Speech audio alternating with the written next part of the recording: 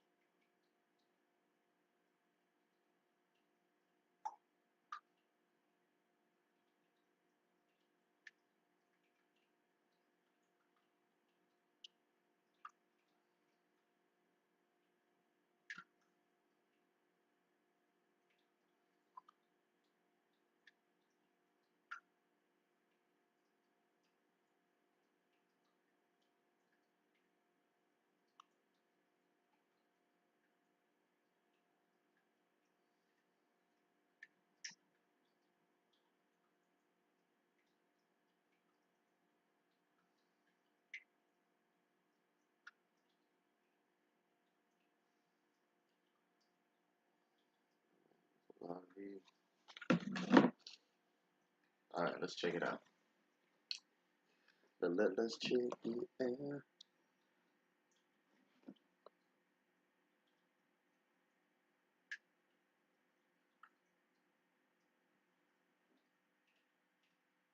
I always gotta go and check and see if somebody fought you. Nobody's fought me. So my day's been uneventful. Coming to the club tonight, they're raising money for the cat sanctuary. Sounds like we have an epical duty to party. Of course. What just happened?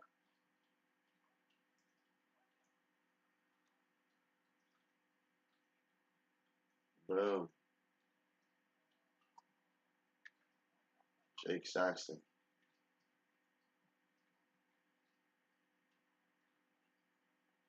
You just died. Killed by staff because you murdered Joshua Long.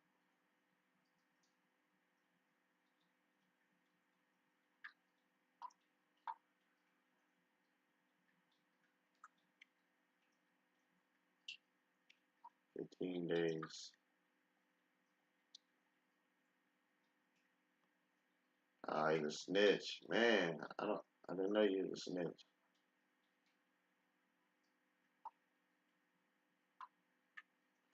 You know what they say, man. Snitches get stitches. That's not what I say. That's what they say. That's what they say. These motherfuckers is hurt.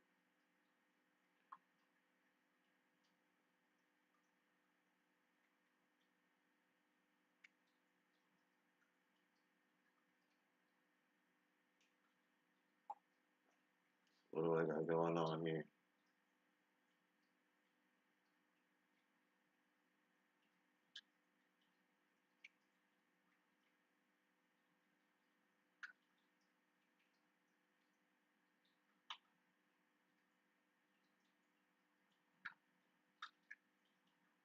It's pretty good. I think I was up here like fucking around with my little toilet and shit.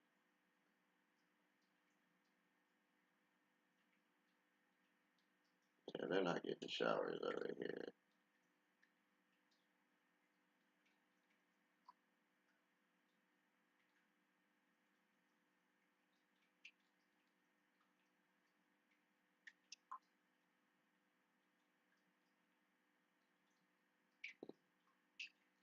Free time.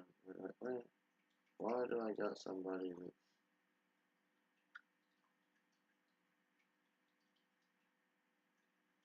this guy right here? You manslaughter.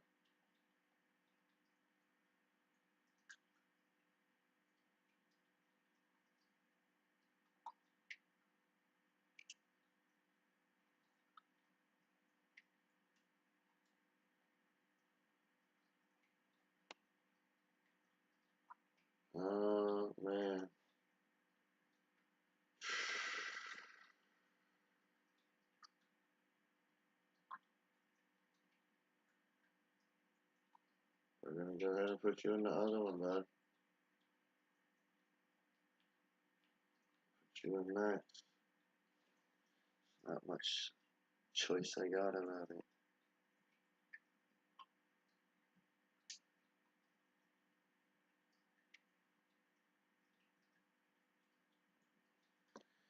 I want you forever.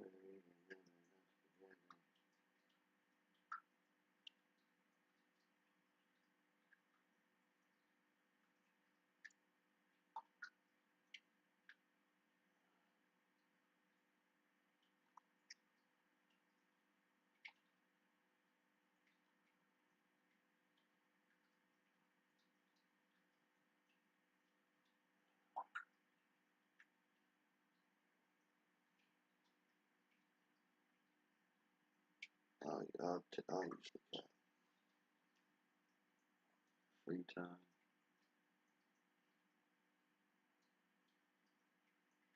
Work block out.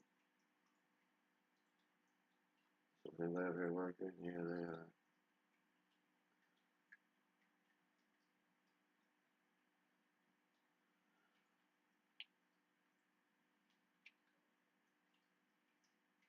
They completely.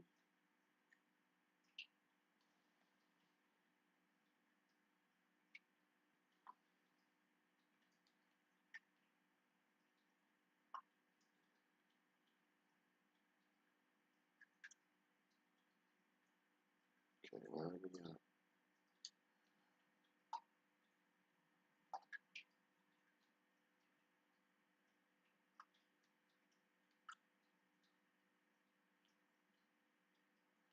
How to be no root. See this right there.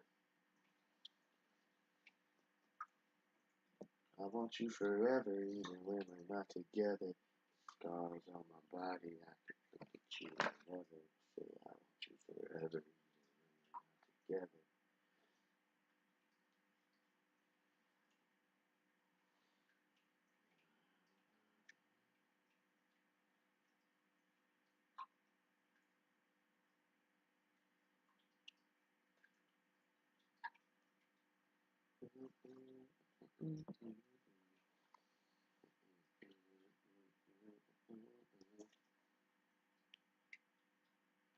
What's up with the dead man? Oh, you're just taking him straight out, huh? The other dead man ain't taking that guy to the morgue. When you bring him back to life?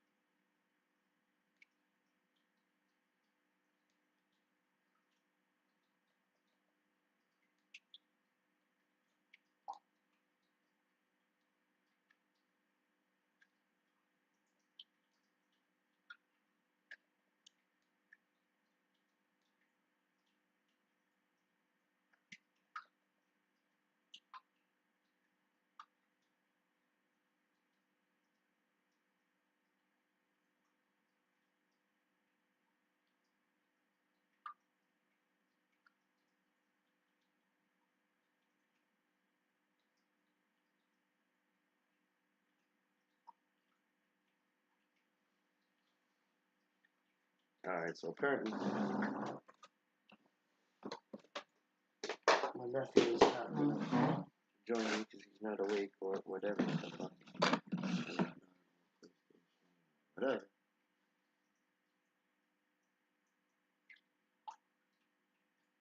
Yeah, I wonder got a shotty.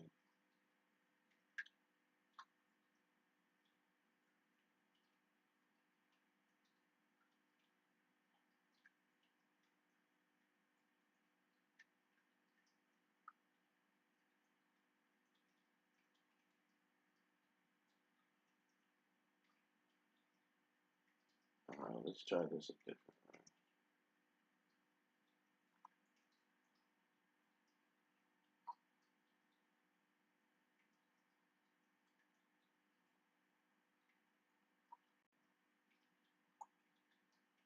Oh, I took my money away.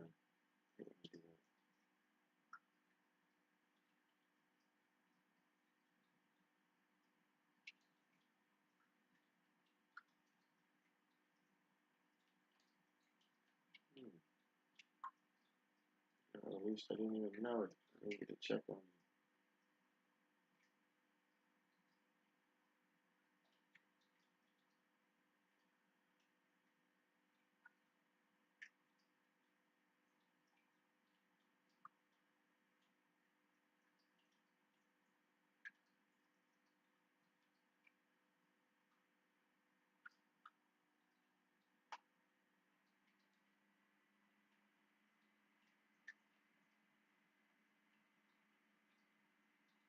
Zelensky's daughter,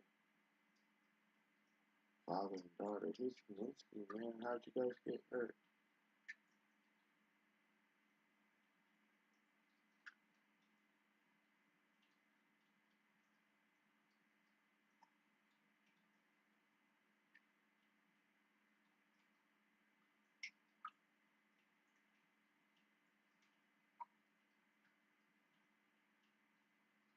Zelensky.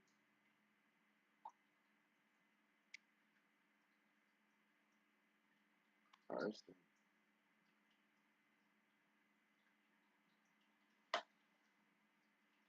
But yet still,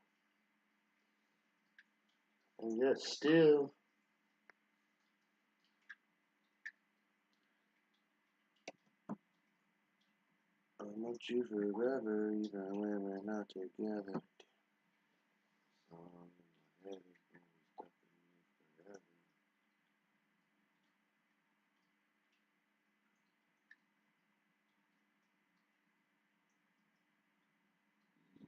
Future.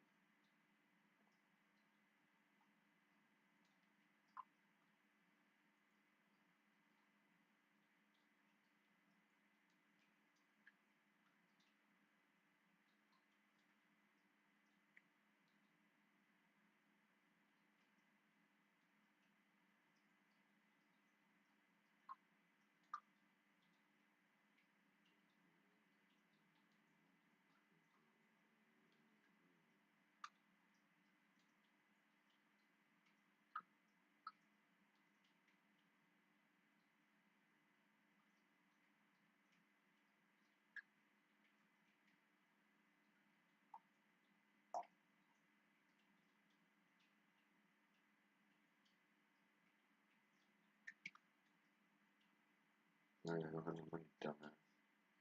You dumbass.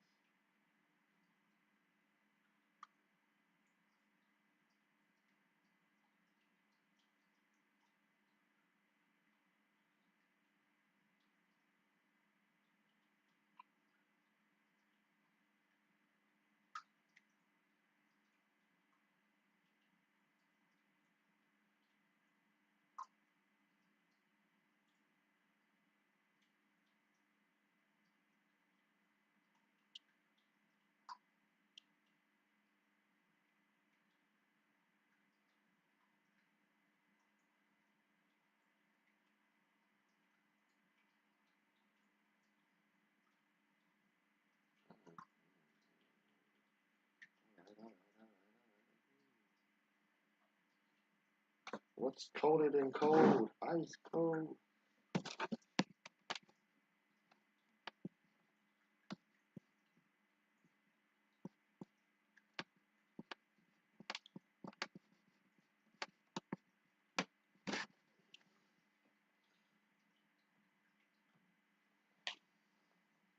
shake it, shake it, shake it, shake it, shake it.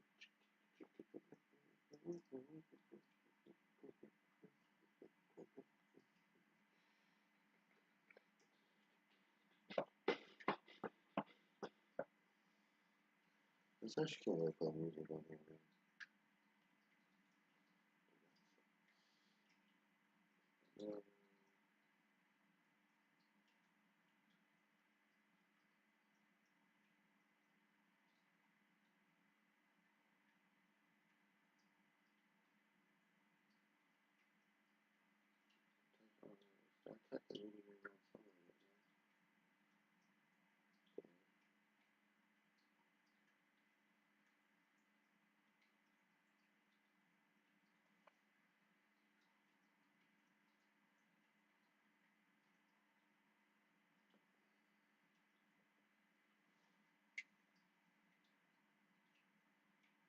Hey, hey, you. It's me. Ready to take the leap and finally form your own limited In this liability solo company video, or LLC? We we're have going all to the tools tree. you'll need to start, run, and grow your business. We're going to tree. Hey you, and welcome. My name is Mike, and in this solo video, what I have for you today is a moronic collection of insanity. See, there's a fellow named Bryce Rhodes, and he is some man for one man. You know, I gotta give it to him. Salute. No one makes a scene quite like him, and you will see why, because there is many examples. Once again, we are going back to where we've been many's a time, the state where they love fried chicken so much they named it after their favorite restaurant. I haven't googled which came first, but the guy on the logo, he looks pretty old. And that is the city I'm scared of pronouncing, because a lot of you in the comments will give out to me for it. This one. I'm wearing a shirt as wacky and remorseless as this case is. Yeah, so now, before we shirt, get into it, please subscribe to see new videos from this guy every week. Always got new crimes on the way. And this is a bizarre one. So let's give it a go.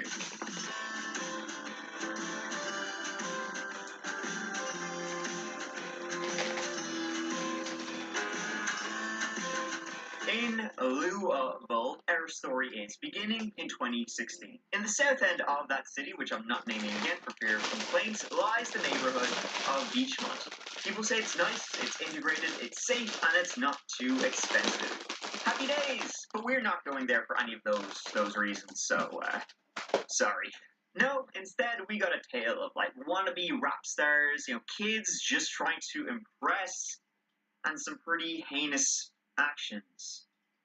So, I mean, there's a lot to get into, and that's both in and out of court. Wow. Larry Ordway and Maurice Let's give it a go. 14 and 16 years old respectively, lived with their mother, Elizabeth Wren, in Louisville. They were in the same grade, in the same school. I'm not too sure why. There was 2 years in age difference, but you know, they were well liked. Larry, the younger, he was the football player on the honor roll. Maurice, he was the musician. That May 2016, they were set to graduate eighth grade, but they wouldn't. On the 21st of May, a Saturday, the tight-knit brothers, they left their house in Beachmont. They said, you know, we'll be back in a bit. They told their mother, you know, they loved her, and they were out the door.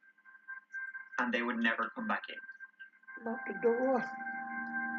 Early the next morning, Sunday, 2 burned bodies were found on an abandoned lot about 10 miles away. As the crime was investigated, sketches were done to try and identify who these 2 people were. The only thing they really knew about them was that they were both young. Petty Rhapsody.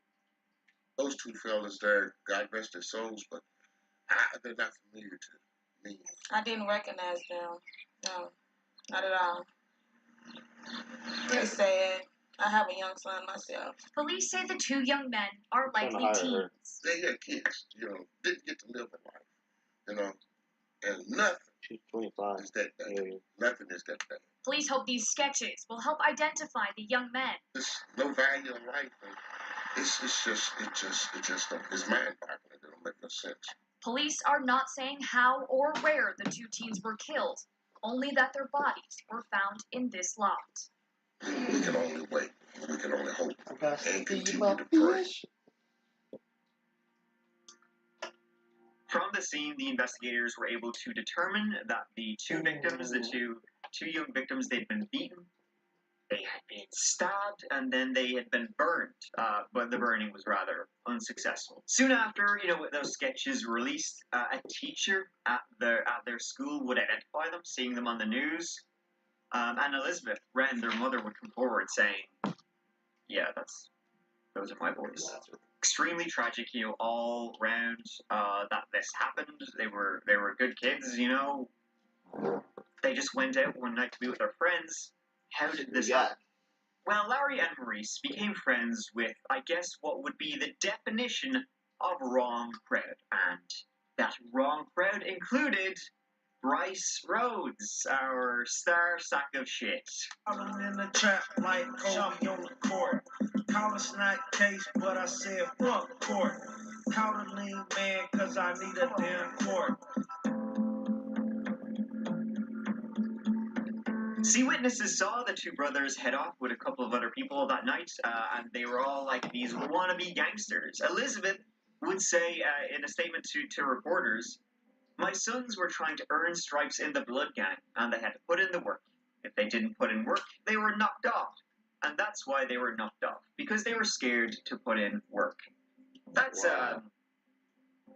not great, I guess you could say. That's what your But they were kids just trying to simply appear cool. Their grandmother would say, it was just a game to them. They just wanted to look like hard men, in Facebook pictures. And that was it, really. They didn't, mean it. And so the wrong crowd these two young boys were hanging out with, who be they? Well, witnesses would say to the police that they were 15-year-old Anwan Carter, 17-year-old Ja'Cory Taylor, and 25-year-old Bryce Rhodes. Bit weird. He was hanging out with a lot of kids who were a good bit younger than him. There's a lot of weird about him. Yeah.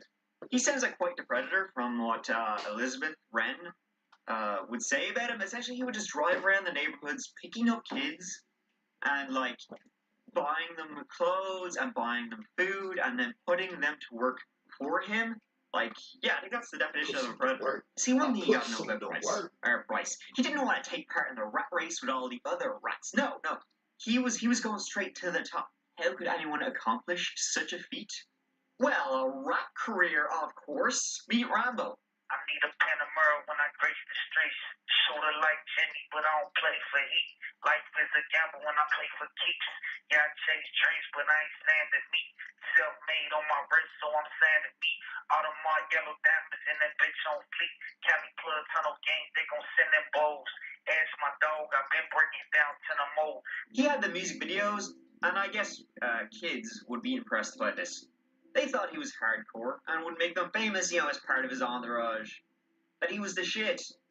But he was just shit. I've covered quite a number of people, and I'm racking my brains here, and it's hard to think about anybody else I've talked about who has the same level of self-obsession as Bryce Rhodes. Turned out, though, that, unfortunately, the highways were jammed with broken heroes on a last chance pair of drive straight to hell.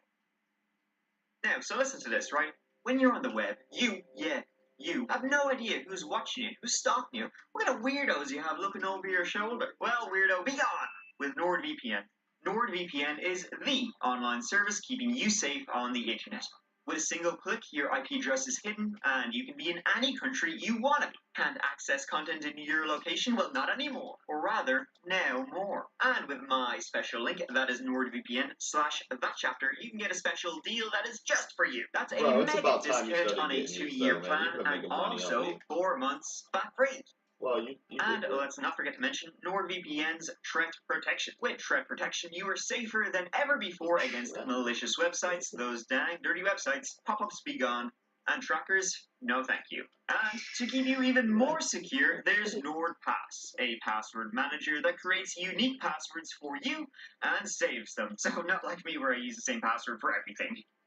No I don't. And NordLocker, which keeps your files on the securest of clouds. So it'll keep you safe on the web, you're practically invisible, and you can be anywhere in the world you want to be. You're a superhero. You're welcome. Hopefully, a good one. So once again, use my link in the description. That is nordvpn.com/thatchapter to get a deal that is just for you. Cheers, NordVPN. Now let's get back into it. The police quickly tracked down the two other young fellas, Anwan and Jikori, accomplices the police believed, and probably much like Larry and Maurice, just wanted to seem tough and believed Bryce and all his bullshit. I mean, a 25-year-old hanging out with teens, it's quite pathetic, but I guess they were the only people who would actually be impressed by him. Both Anwan and Jikori would confirm to the police that Bryce was the one behind the two murdered brothers, and that he had forced them to participate in it and clean up the scene. It seems that night, Bryce had all of them over to his apartment. Now, he lived in his apartment. He lived in his mother's apartment, but she was just out of town that night. Maurice and Jikori, they got into a bit of a tiff for some reason, so Bryce, he tied up both Maurice and Larry. He put Larry in the bathroom, and he tied up Maurice and basically told him to beg for forgiveness. And then he began stabbing him. Then he brought Larry out of the bathroom, who was tied up, who was duct taped up. And Bryce forced Anwan and Jikori to also stab him, so they would be accomplices and wouldn't maybe say anything. And then he finished Larry off himself. He made Maurice on his knees, like beg for forgiveness. And like he put a toboggan over his head, and he put a rag in his mouth. He stabbed him from Maurice's left side, his brother, and put the toboggan over his head. He put the toboggan on his side, and put the sock in his mouth. So he stabbed him, just leave it and stab him. You made you all stab him? So you were stabbing too? How many times do you think you stabbed him? I stabbed him one time. They then burned the bodies, dumped them. He got Anwan and Jikori to clean up the scene. And then they all went out for a bit of grub and he dropped them off. Just your regular Saturday night. All of them had known Bryce for about a year at this point. So why did Bryce do this? This is like the definition of a non-existent reason, but also kind of a reason. But also not. It's very messed up. But basically, a couple weeks before, in early May 2016, Bryce had been driving along, and in the car was Anwan, Jikori, Larry, and Maurice. As they were driving, Bryce saw this guy just walking on the sidewalk. So as he was driving, he stopped the car, he jumped out, he went over to this guy, and he shot him dead in the head. The guy he just murdered he was named Christopher Jones, a perfectly innocent man just walking along, minding his own business. That case was actually unsolved until now. So that was obviously shocking to the 4 kids who were in the car. But Bryce, the reason he did that wasn't for no reason at all. It was a case of mistaken identity. See, Bryce saw this guy, and there was a hit out on a guy who looked kind of like him. So Bryce went over, killed him, and thought he was going to get the bounty. He got some randomly innocent lad. So Bryce is also an evil friggin' idiot. The two brothers, Larry and Maurice, they were scared shitless by this. And, maybe they started having doubts about this whole gangster lifestyle that Bryce was kind of foisting upon them. Because they just wanted to look cool in front of, in their Facebook profile. They didn't actually expect to see someone get murdered. And Bryce, he started to think that maybe they were going to go to the police, maybe rats on him. So he killed them. Made sure they never would. Bryce already had quite a lengthy record in Louisville. Yeah, get this, including beating his own mother. So, that's like, get the fuck out of here right there. You got armed robbery, being a literal sex offender, intimidation, among other things. Wow, star people. And he was also wanted in nearby Indiana for domestic abuse. So the police, they actually picked him up on that domestic abuse charge while they got their ducks in a row for the now. What started out as 2 murders now became 3 murders with Christopher Jones. They wanted to, get all that right. They were afraid he might make a run for it. He already had made a run from Indiana, so he might do this again. Where they run away to? Well, if we knew that, man, we wouldn't be here. Yeah. You know what I'm saying? I mean, you shot the kid, knew what it was, I don't... So Bryce was swiftly arrested, and he claimed to know nothing about the murders of Larry, Maurice, or Christopher. You close to these kids at all?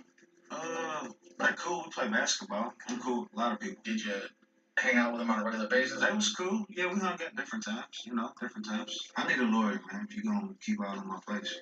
I need a lawyer. I don't want to say, I'm tired of y'all questioning about something. I don't know where y'all getting at. What's going on.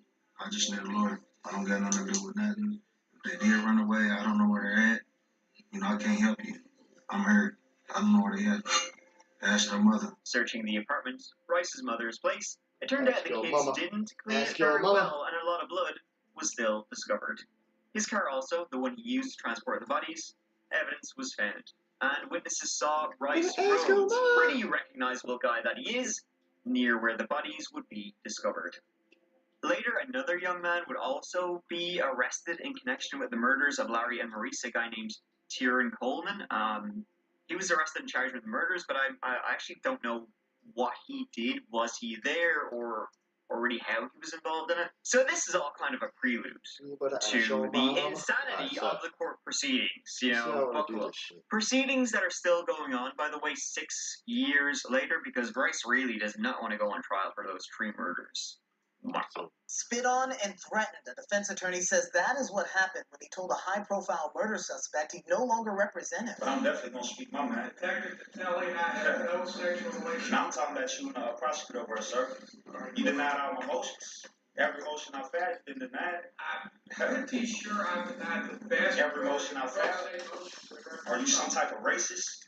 Or you got some type of sexual relationship going on? Which one is it? Or are you just wrong? Everything that you say about you. Are you a secret Ku Klux Klan member?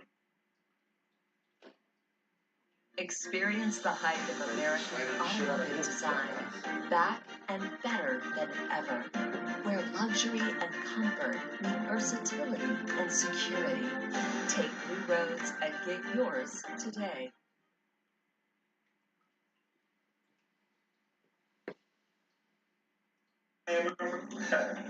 No, sir. Is that what you really are? So less than a week after his arrest, Bryce Rhodes' attorney had to recuse himself from the case. See, the reason Bryce Rhodes' attorney had to recuse himself was that, well, he was friends with Bryce Rhodes' mother, but he was also friends with the grandmother of Maurice and Larry. So he was like, oh, conflict here, right? I can't take your case. Bryce was not very happy when he learned that information. He began spitting at the attorney, and it led to this interaction. This interaction in court. He says everything was calm, and then Rhodes spit on him.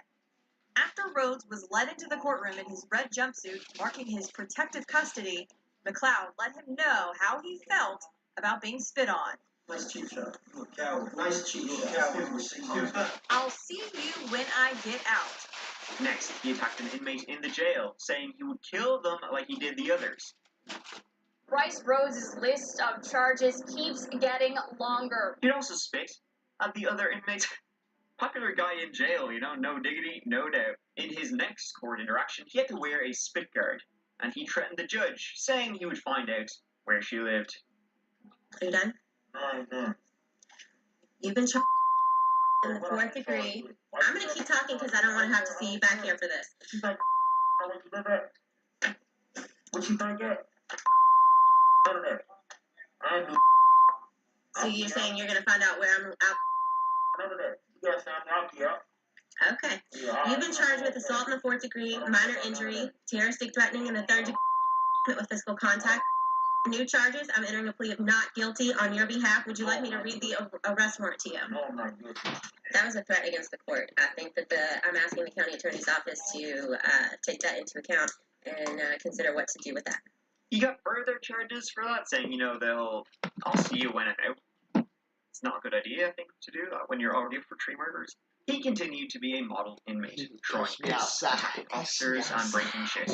Later, he tried to dig a hole to escape his cell, so that's a few more charges for the big guy right there. This dude is a fucking dumbass. He'd be digging for a while. They should just let him keep digging. It'd be funny to watch anyway. They should He'd have also let send a him letter keep to digging. Corey Taylor, who was also in jail, saying, "Rats get exposed." Now, the reason he did that, he sent that letter, was because all 3 of the other defendants, the young fellas, they all would take plea deals. That's Ja'Cory Anwan and Tyrone. They all took plea deals and would agree to testify against Bryce. Tyrone Coleman got 10 years, Ja'Cory Taylor got 10 years, And Anwan Carter was in fact released in 2019 and put on 5 years probation. And if that he violated, he'd get 20 years. Bryce continued to rack up charges in prison for threatening officers, other inmates, and attacking them, and then firing attorneys and filing every single thing he can to prevent the trial from happening. I see what's going on, you know. Fair enough. Let's get us a date to come back. No, they gonna find out though. We're gonna find out real quick. Because he knows he's a dead man. Death penalty paperwork has been filed in the case against Bryce Rhodes. You know, because still you doesn't run have an shit. attorney. Police say the 25-year-old killed 3 people, including 2 teen brothers in Louisville. Literally, the death penalty was on the cards for Bryce. So that's something to look forward to. What happens when their facts have been diluted, better yet fabricated? How can I receive a clean-cut trial when the Commonwealth has shown corruption and manipulation? Here's him accusing the judge of being racist. Or here's him accusing the judge of sleeping with the prosecutor and being in the KKK. I just want to know, Bert, that I'm doing everything on my part. You know, And it's best for you. But if you think this is the best, even though you show favoritism to the Commonwealth, you deny every motion I've ever filed in this courtroom, I'm still gonna, it's my right to file a pro se motion, and it's my right to speak what I need to speak on. I don't know if y'all got some type of sexual relationship going on, or what y'all got going on, but I'm definitely gonna speak my mind. Technically, I have no sexual relationship. And I'm talking about you, prosecutor over, sir. Are you some type of racist? Or you got some type of sexual relationship going on? Which one is it? Or are you just wrong? Everything that you say emotion. Are you a secret Ku Klux Klan member? No, sir. Is that what you really are? Okay. So say less. On to the next subject. Say less. Or here, blowing kisses to the victim's family. Does that work? Can you do a fair trial in Jefferson County? But then the other part of it is, I told if we have a say concern, less. what's the alternative? Because then if we might get into a situation of the law where I'm supposed to weigh the pros and the cons. Ma'am, look at me, ma'am. He keeps tiring. Ma'am, I told you once before. Let me please help you understand. That's what I want to do. Well, let's see what I want to do. That's fine. Let's get that understood. Always a lot of drama in the courtroom with Bryce. Even this time when Elizabeth Wren, who goes by Marie, the mother of the 2 boys, lunged at him. It was a violent, split-second decision.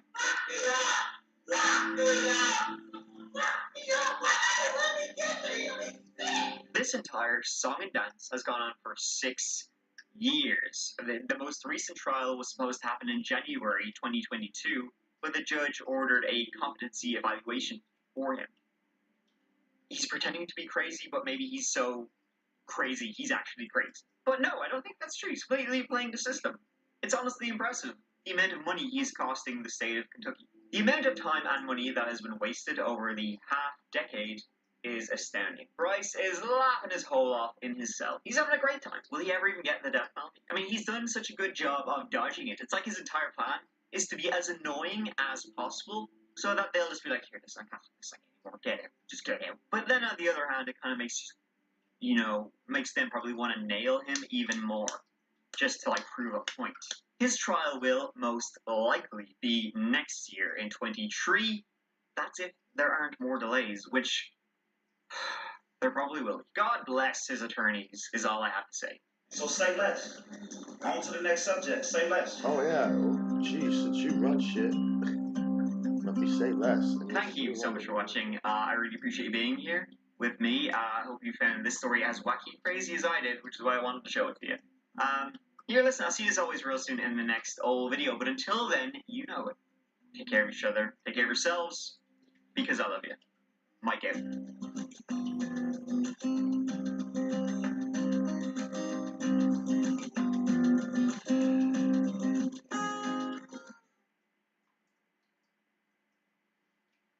Welcome to the world of absolute cocktails. Meet Bloody Mary, spicy, keeper of a million secrets. Cosmo's chic, with a dash of charm. Espresso Martini's bold, and knows how to shake things up. Here's to mixing freely. Absolute. Born to mix.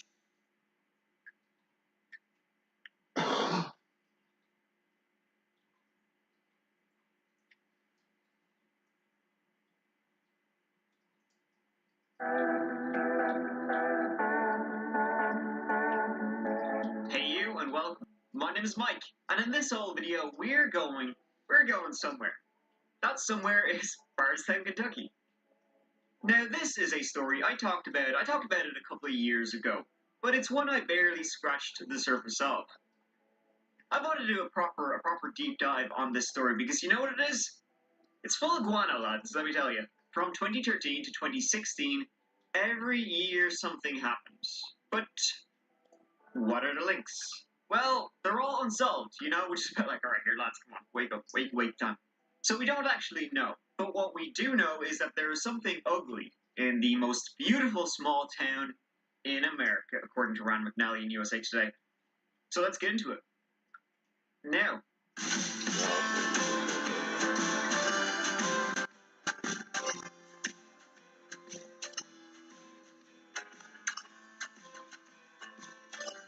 So let's go back and begin when and where this all began. Get out the banjo because it's on the Bluegrass Parkway, 2013.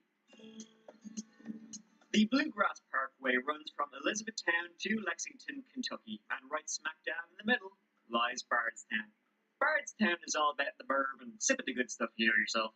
In fact, pretty much all of the things to do in Bardstown revolve around bourbon. Bourbon. Border Cup, most beautiful small town. The voters are fucking hammered. In fact, our story begins about a year after it won that Dakota title when Officer Jason Ellis was heading home on the 25th of May, 2013. Jason Ellis was 33 years old. He'd been a member of the Bardstown Police Department for 7 years.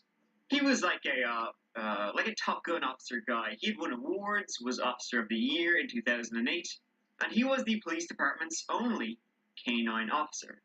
Had been for 5 years at this point. That day was fairly routine, tickety-boo, you know, no major kerfuffles or anything like that, and he'd be finishing after midnight.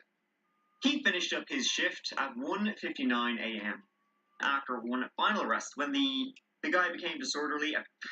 It's perfect. What do you expect? Oh, damn, And Jason was signed off and began the drive home without beloved Figo, the service dog. He was driving in a pool car. He was heading along the Bluegrass Parkway to get home. And as he slowed on his approach to exit 34, he began to follow the circular ramp. As he drove up, his headlight illuminated something in the middle of the road.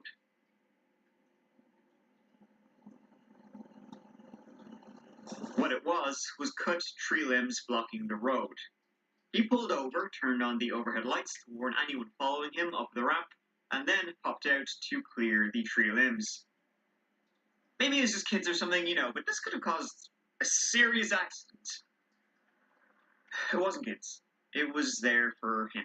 As he picked up the tree limbs, branches that had some of his arm, several shotgun blasts rang out from the bushes in the darkness.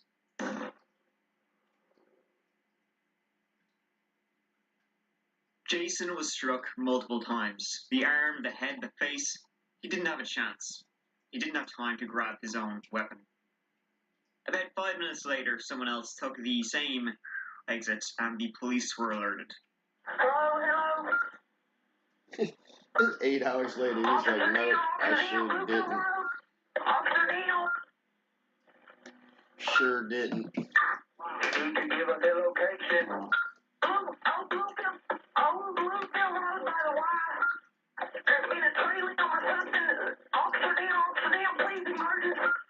The police car is sitting in the middle of the road with the lights on, and we didn't know what it was. It's a tree across the road, and I didn't know what it was, and I got out and I went up there and looked, and it's him. I believe somebody's hit him.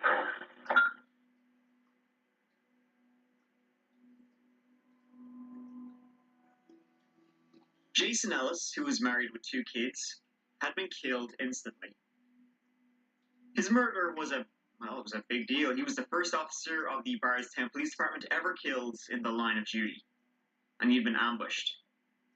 It's believed the shooter was waiting for him on the hill overlooking the road, and was waiting for him specifically.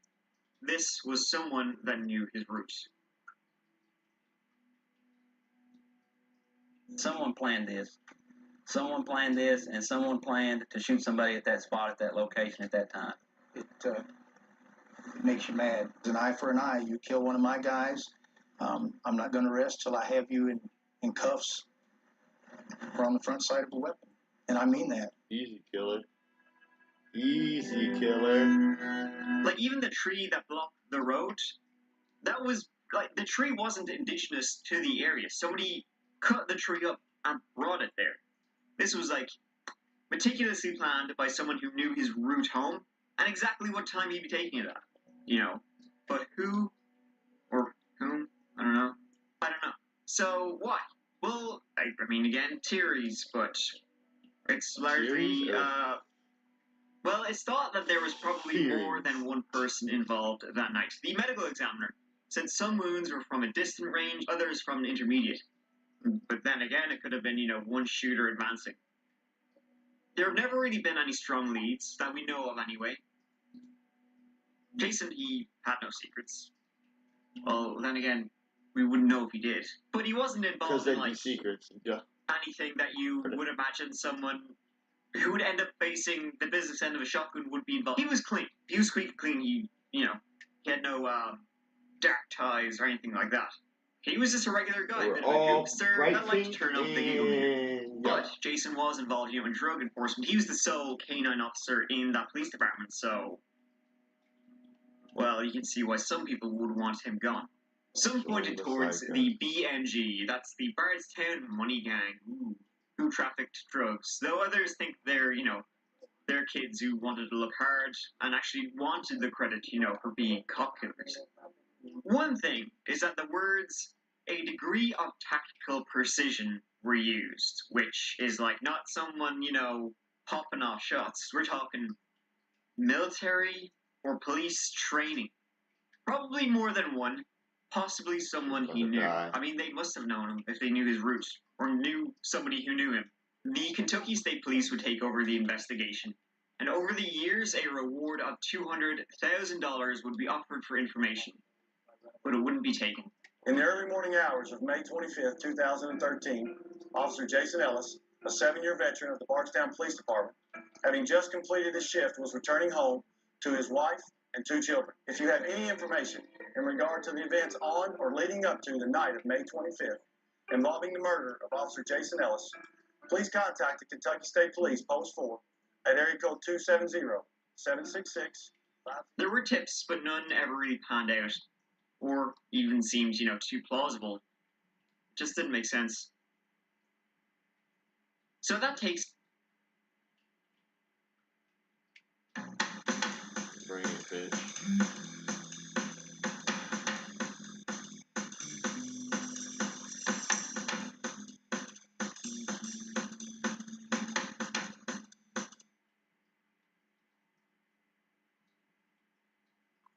So that takes us to about 1 year later, when sense becomes like a distant memory. Because, you can see why somebody might want a cop killed, especially, a drug cop, right? There you can see there's reasons behind that. You can see the logic. Hard to see the logic for this one. Milky Way. Milky Way. Say hi, Mommy. Oh, she's rubbing the camera. I hope you can hear her purr. You're not getting my food. Now lay down. Lay down. In April 2014, a school teacher and her 16-year-old daughter would have the same fate as Jason Ellis. 48-year-old Kathy Netherland and her daughter lived just outside the city limits of Bardstown. And on the 22nd of April, they both failed to show up for school. Kathy Netherland was a special education teacher at Bardstown Elementary School. She had 2 daughters, Polly, who was a couple years older than Samantha, and was in college. And, her other daughter was Samantha. Kathy's husband, Bob, died less than a year prior from cancer in July 2013. If Jason Ellis was clean, then Kathy and Samantha were squeaky. There's no reason why anybody would want a special education teacher and a high school student brutally murdered. There's no reason for them to be targeted in the way that they were. Kathy was a beloved teacher in school. Samantha, a popular, student, top of her class, and had just been accepted into Gatton Academy, a college entrance program. After both Kathy and Samantha failed to show up to their schools, that's Bardstown Elementary and Bardstown High, people tried to call them to no avail, so they eventually contacted Kathy's dad, who, lived in town. He popped over to their house. When he arrived, he saw Kathy's car in the driveway, and upon entering the house, Kentucky State Police have officially ruled the deaths of the Nelson County mother and daughter as homicides. Autopsies were performed today on Kathy and Samantha Netherland, but investigators are not saying how they died. Kathy had been shot several times. Samantha had been cruelly beaten in the head. Both had their throats cut. A real violent scene. Gruesome end with more of the violence apparently being directed towards Samantha for whatever reason. It's believed the attack happened the night before, around 8 p.m. as darkness fell. Both were in separate rooms when this occurred, so there was probably more than one attacker, and it probably took place over the course of about 10 minutes. Pretty quick. It didn't seem like anything had been stolen or was missing, so, not a burglary gone wrong or something like that. So the why, that's pretty unexplainable. Was it like a random attack? That's what most people were thinking. I mean, there's some rumors that it was like a gang initiation or something. They have to do this to prove they were like tough guys, which just seems more like an urban legend than based on any fact. The only lead thing the police have released to the public, in this instance, is a car. They released this picture to the public. It was caught on surveillance, leaving the area not long after the attack was believed to have occurred. They never found the car, though. I would like to thank the Kentucky State Police and all law enforcement working on this investigation. They have worked tirelessly to find Kathy and Samantha's killer or killers. But with all of the days of support and hard work, the reality is that a murderer walks free, possibly on the same street as you. Obviously, everybody knows that Nelson County's had a rough year. We would like to be able to solve this murder as soon as we possibly can, just for the well-being of the people over there, as well as the family and anybody that cared about the Netherlands. One piece of information that got a lot of attention was a post Kathy put on Facebook about 4 months prior. That's this. Earlier this afternoon, we heard a noise. I thought one of our 2 cats had knocked something over. We didn't find anything disturbed, so we thought it was nothing. Boy, were we wrong. A little while ago, Holly opens our front door to go outside to pick up the mail, and finds both glass panes in our screen door shattered. We've taken pics, and I've carefully removed loose pieces of glass and the glass frames. All these shattered glass pieces have been swept up off the front porch. Guess I'll be heading to Lowe's tomorrow to find replacements. Crazy how unexpected events happen. How right you are. That to people seem very suspicious, like someone may have been stalking them, watching them, or perhaps even testing, to see how they would react. Kathy at the time didn't think much of it, but if it was related, nobody knows. Probably just like a weird coinkydink. But yeah, weird. Now, at this point, I guess I should mention, there was some speculation that the other daughter, Holly, was involved. She wasn't. She was 2 hours away in university. It's quite a kind of an insulting rumor that went around. She always cooperated fully with the police, as I don't even understand why. Maybe as if like an insurance fraud or something. Not that kind of case. But anyway, I just figured I should mention it. A lot of information about this case, it hasn't been released. The police kept it, pretty close to their chest. But it seems, more than likely quite like Jason Ellis's. Not going anywhere fast. A reward of $50,000 has been offered for information leading to an arrest. The bulk of that actually made up of Holly Netherland's inheritance. So that takes us to probably what's like the most famous case to come out of Bardstown around this time. It's the disappearance of Crystal Rogers. Almost exactly 1 year separates every incident. It's like just when you think things, are kind of quietening down, something happens. Because that's what happened.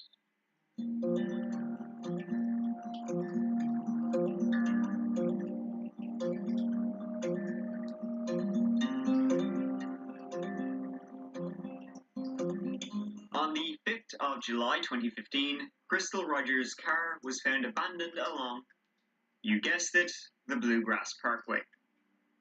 The keys were still inside, along with her uncharged cell phone, purse, and all that. One tire was flat, but no sign of Crystal, and hasn't been since. Crystal Rogers was the mother of 5, 35 years old in 2015. She was a local, had been in a few different relationships, and married before she ended up with Brooks Hauk. Crystal would have one child with him. They had started dating after she rented a place from him.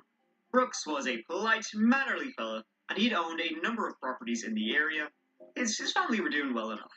He, in fact, actually ran unsuccessfully for sheriff in 2014. My name is Brooks Hauk, and I look forward to becoming your next Nelson County Sheriff. I'm a proud native of Nelson County, and my family and I are excited about what the future holds for our community. In the beginning, Crystal and Brooks, they got along like a house on fire, living together, great time raising kids. Crystal would actually work for him managing properties and doing rent collection and so on and so forth. But over the years, things started to sour, as they do between Crystal and Brooks. And Crystal's parents, Tommy and Sherry Ballard, did not think too highly of him.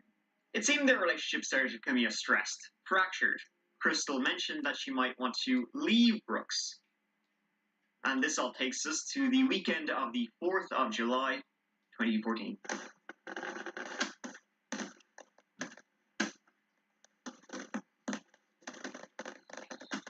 Now, Crystal was very close with her parents. And so when they couldn't get, through to her all that weekend, that's what raised, suspicions.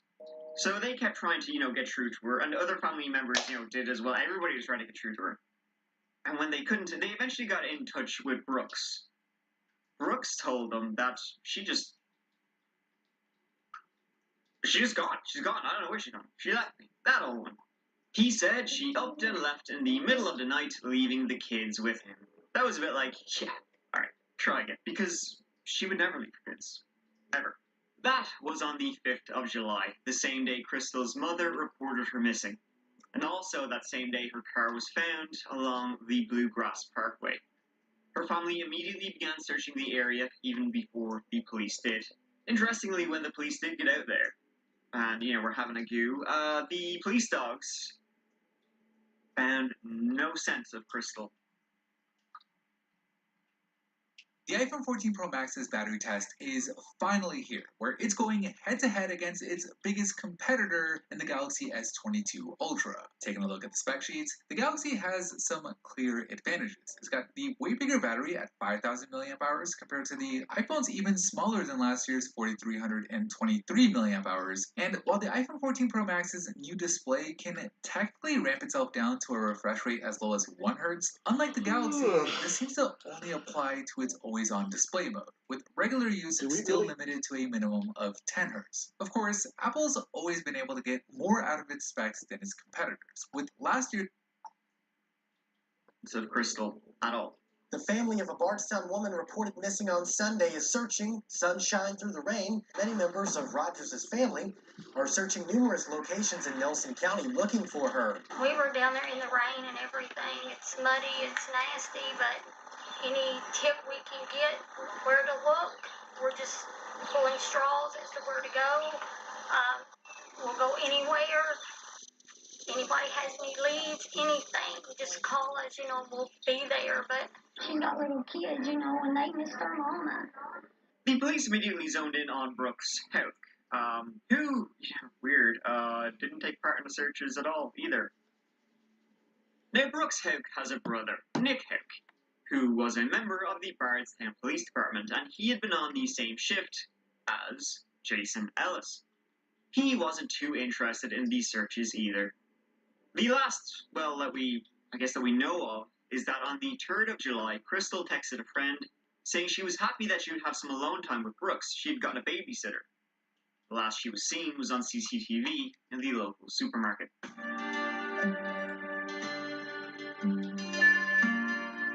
So Brooks' story, right, is that the last he's seen of Crystal is that on the 3rd of July, they went out to his family farm. And the pair of them went out there with their 2-year-old son, Eli, to, go have a bit of a wander, feed the cows. Walk through the fields, enjoy the smell of cow shit. Now, it was apparently lashing rain that weekend. Crystal's mother said there'd be no way in hell Crystal would be out in the middle of a field, in the middle of the pouring rain, especially not with a 2-year-old kid. Then, Brooks said, they went home. He fell asleep. Last he saw, she was, playing games on her phone. And when he awoke, she was gone. Brooks was then interviewed by the police and questioned, about this on the 8th of July. So we're here in tons and tons of reasons, right? All right. And I'm not partially from the middle of the world. But in a case like this, should it turn into a homicide investigation? Any question that I didn't ask doesn't get asked. Does that make sense? I don't understand what you're saying. Well, if I don't ask you, then somebody's going to ask me why I didn't ask you. You see what I'm saying? Sure. So when I ask you a question, it's not to be offensive. It's to get the question cleared up so that we can move on to another. I understand. Yeah, however I can. Have you and Crystal ever talked about Rachel? I mean, obviously we have fought just like any other couple, but in the last several years, I mean, it's came up, but we've always found ourselves together moving forward. Well, the reason I ask is because there are some people that she's associated with that are telling us that she had made some tentative plans to leave. Well, that's news to me.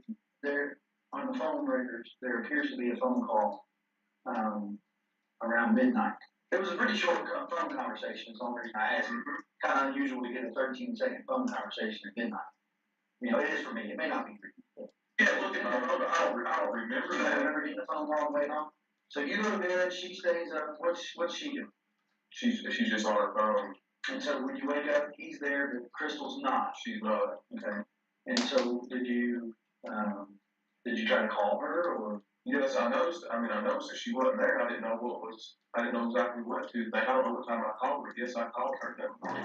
If I woke up on a Saturday morning and my wife wasn't with me in the bed, as is normal, which might not be normal for you, I don't know, but for me, it would be normal, particularly if my wife's a late sleeper, which mine is as well on Saturday, for her to be there in the bed when I get up.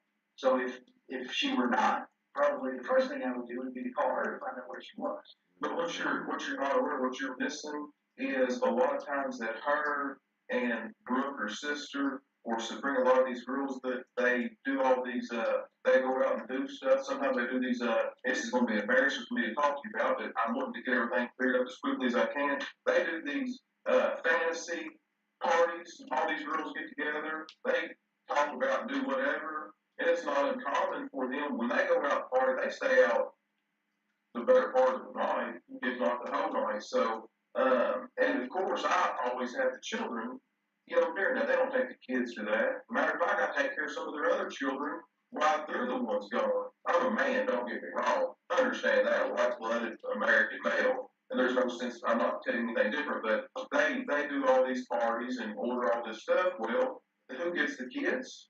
I'm good enough to get the kids for all this, and I'm a good enough person to do that. And then whenever I see a little bit of distress, they're going to throw me under the bus. It bothers me because not only have I been a victim, I can't even, my mind's not even where it should be. I'm going to keep the main focus and emphasis on bringing her back safely and as quickly as possible. In the middle of the interview, of course, Brooks gets a call. A call from who? A call from his brother, Nick. Nick the cop.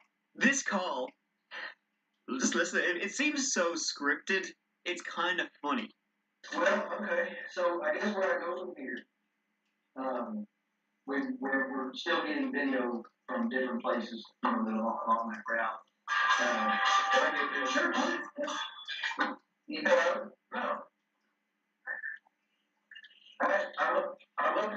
what you know. I'm up here in this interview with the Detective Snow. I've been up here a good little while. Are you telling me that's what I need to do? I know that. But the way that I look at it is, I'm innocent. I ain't done nothing wrong. Well, you know, I know you told me innocent people got jammed up. If you're telling me to leave, I'll get up and leave. If you want me to, I know I'm going through the law, but I'm trying to get this guy to help me. I don't think she's ran off with some other guy. I don't believe that. You can't make me think that. No. I'll do exactly what you're telling me to do right now. You want me to get up and leave? But I don't think these guys, I don't think these people got vindictive just to skin me for no reason. Man, this is not their family. This is not. All right, thank you. He thinks y'all are buggers. What he thinks. I don't know who he is. Nick, my brother. No, I know that. I'm not. He just said just to keep sitting up here, to give a statement, do an interview, whatever I got to do it. But he said, no, just letting them just beat you to death over this right here. Just ask what you got to ask, and let you know. My job is to find her, whether I find her hopefully alive and well and safe somewhere, or not. My job is to find her. If I don't find her alive and well, my job is to prosecute the person who did something. That's right. If that turns out to be you, my job is to prosecute you. Anyways, Nick basically tells him to stop talking and shut up.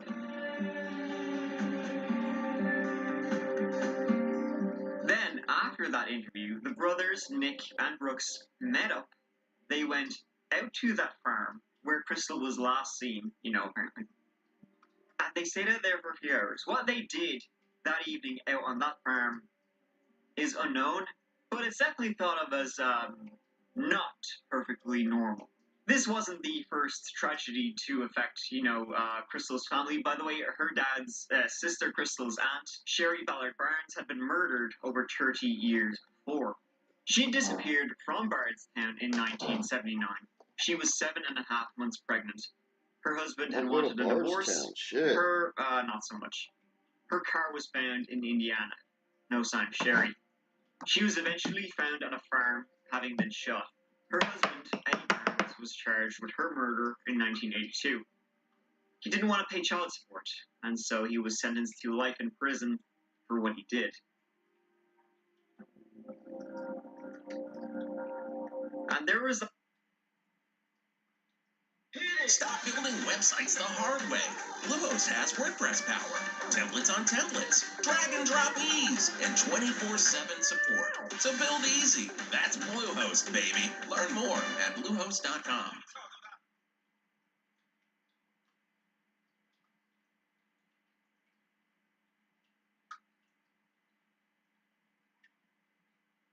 Wayfair has everything I need to make my home totally me. Sometimes I'm a homebody, so cozy. Sometimes I'm all business. And yeah, I'm not a chef. Perfect. But thanks to Wayfair, I do love my kitchen. Yes!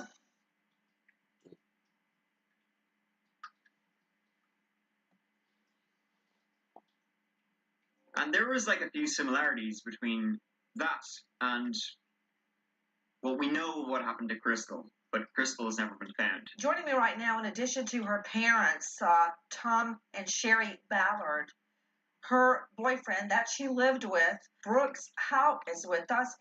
Some people have accused you of not being involved enough in the search efforts. What's your response? That is a great question, and one I certainly appreciate you asking me. And that is all of my efforts in searching for her has been done behind the scenes with the Nelson County Sheriff's Office. Like what? On the 15th of July, Nick Houk sat down with the investigators. He was just acting, a bit weird, going out to farms with his brother, doing God knows what, calling his brother during an interview about his missing partner. Definitely an odd one. Nick, this is Detective John Vaughn. Oh, okay, no, fine, how are you? See if we can find some. You want that chair or this chair?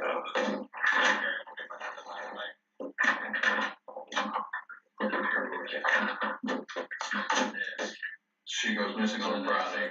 Saturday's 4. Sunday. it's Sunday's the 5th. Yeah. So that's when she gets reported this. And he never called you for any advice on what to do. Correct. I mean, would that be unusual? I don't think so. When did did he ever call you after he reported her missing? I'm sure at some point he's called. I mean, I don't really remember what he asked about, but it was that before. Do you remember when he was interviewed? Oh yeah. When was that? A few days after the fact. I mean, like a few days after what? A few days after everything came out, and he SO started interviewing. Did you make a phone call to him when the SO was interviewing him? Yes, I did. I think it was a couple phone calls, wasn't it? And kind of got a little spat on the phone, or it seemed like that to some people.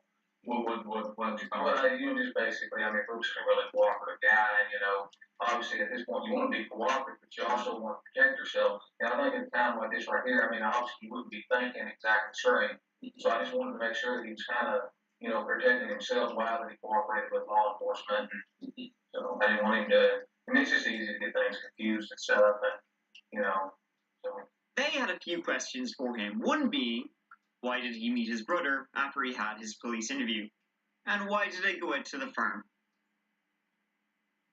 Do you remember going out to the farm the evening of July the 8th? I don't, but I'm very easily been out there. That was incidentally the same night that your brother was, same night your brother was interviewed by police. Yeah, Wednesday, July. But you said generally, you would just go out to the farm and you would just be in there. On this occasion, well, usually I don't be in there. I mean, he's just out there doing his own thing, and then I go out there and do my own thing. I mean, if that's what happened that night, it would have been just perfect timing that you were following right behind him, and you just so happened to meet him. I see what you're saying. So I think back. Was there a time that you all both went out there at the same time for a specific reason? Not that I recall. So it just would have been a coincidence that your car was following right behind his truck when it passed by that camera going to the farm. Yeah, that's happened before. So this night in particular, it would have been, you would have left after dark. Y'all came together and you would have left after dark. Remember that night? Easily could have. I mean, do you remember it? No, well, I don't. I mean, it's just been a week ago. Driving down past the Ballard. Your car behind his truck. I mean, you got to turn into the corner there. You remember? Can you go back and put that in your head? Just driving down that road, you see your brother in front of you. What happened after that? I can't. What we need to know is why you all both went down to the farm. I know it's going to be hard for you to remember a week ago, but I can remember a week ago if I'm thinking about the conversation I had with my brother and something like this going on. This doesn't go on all the time, so I mean, we're going to call it like it is. Is it you don't want to remember, or can you remember? I can't remember. Another question was, why did the trunk of his police cruiser test positive for bodily fluids?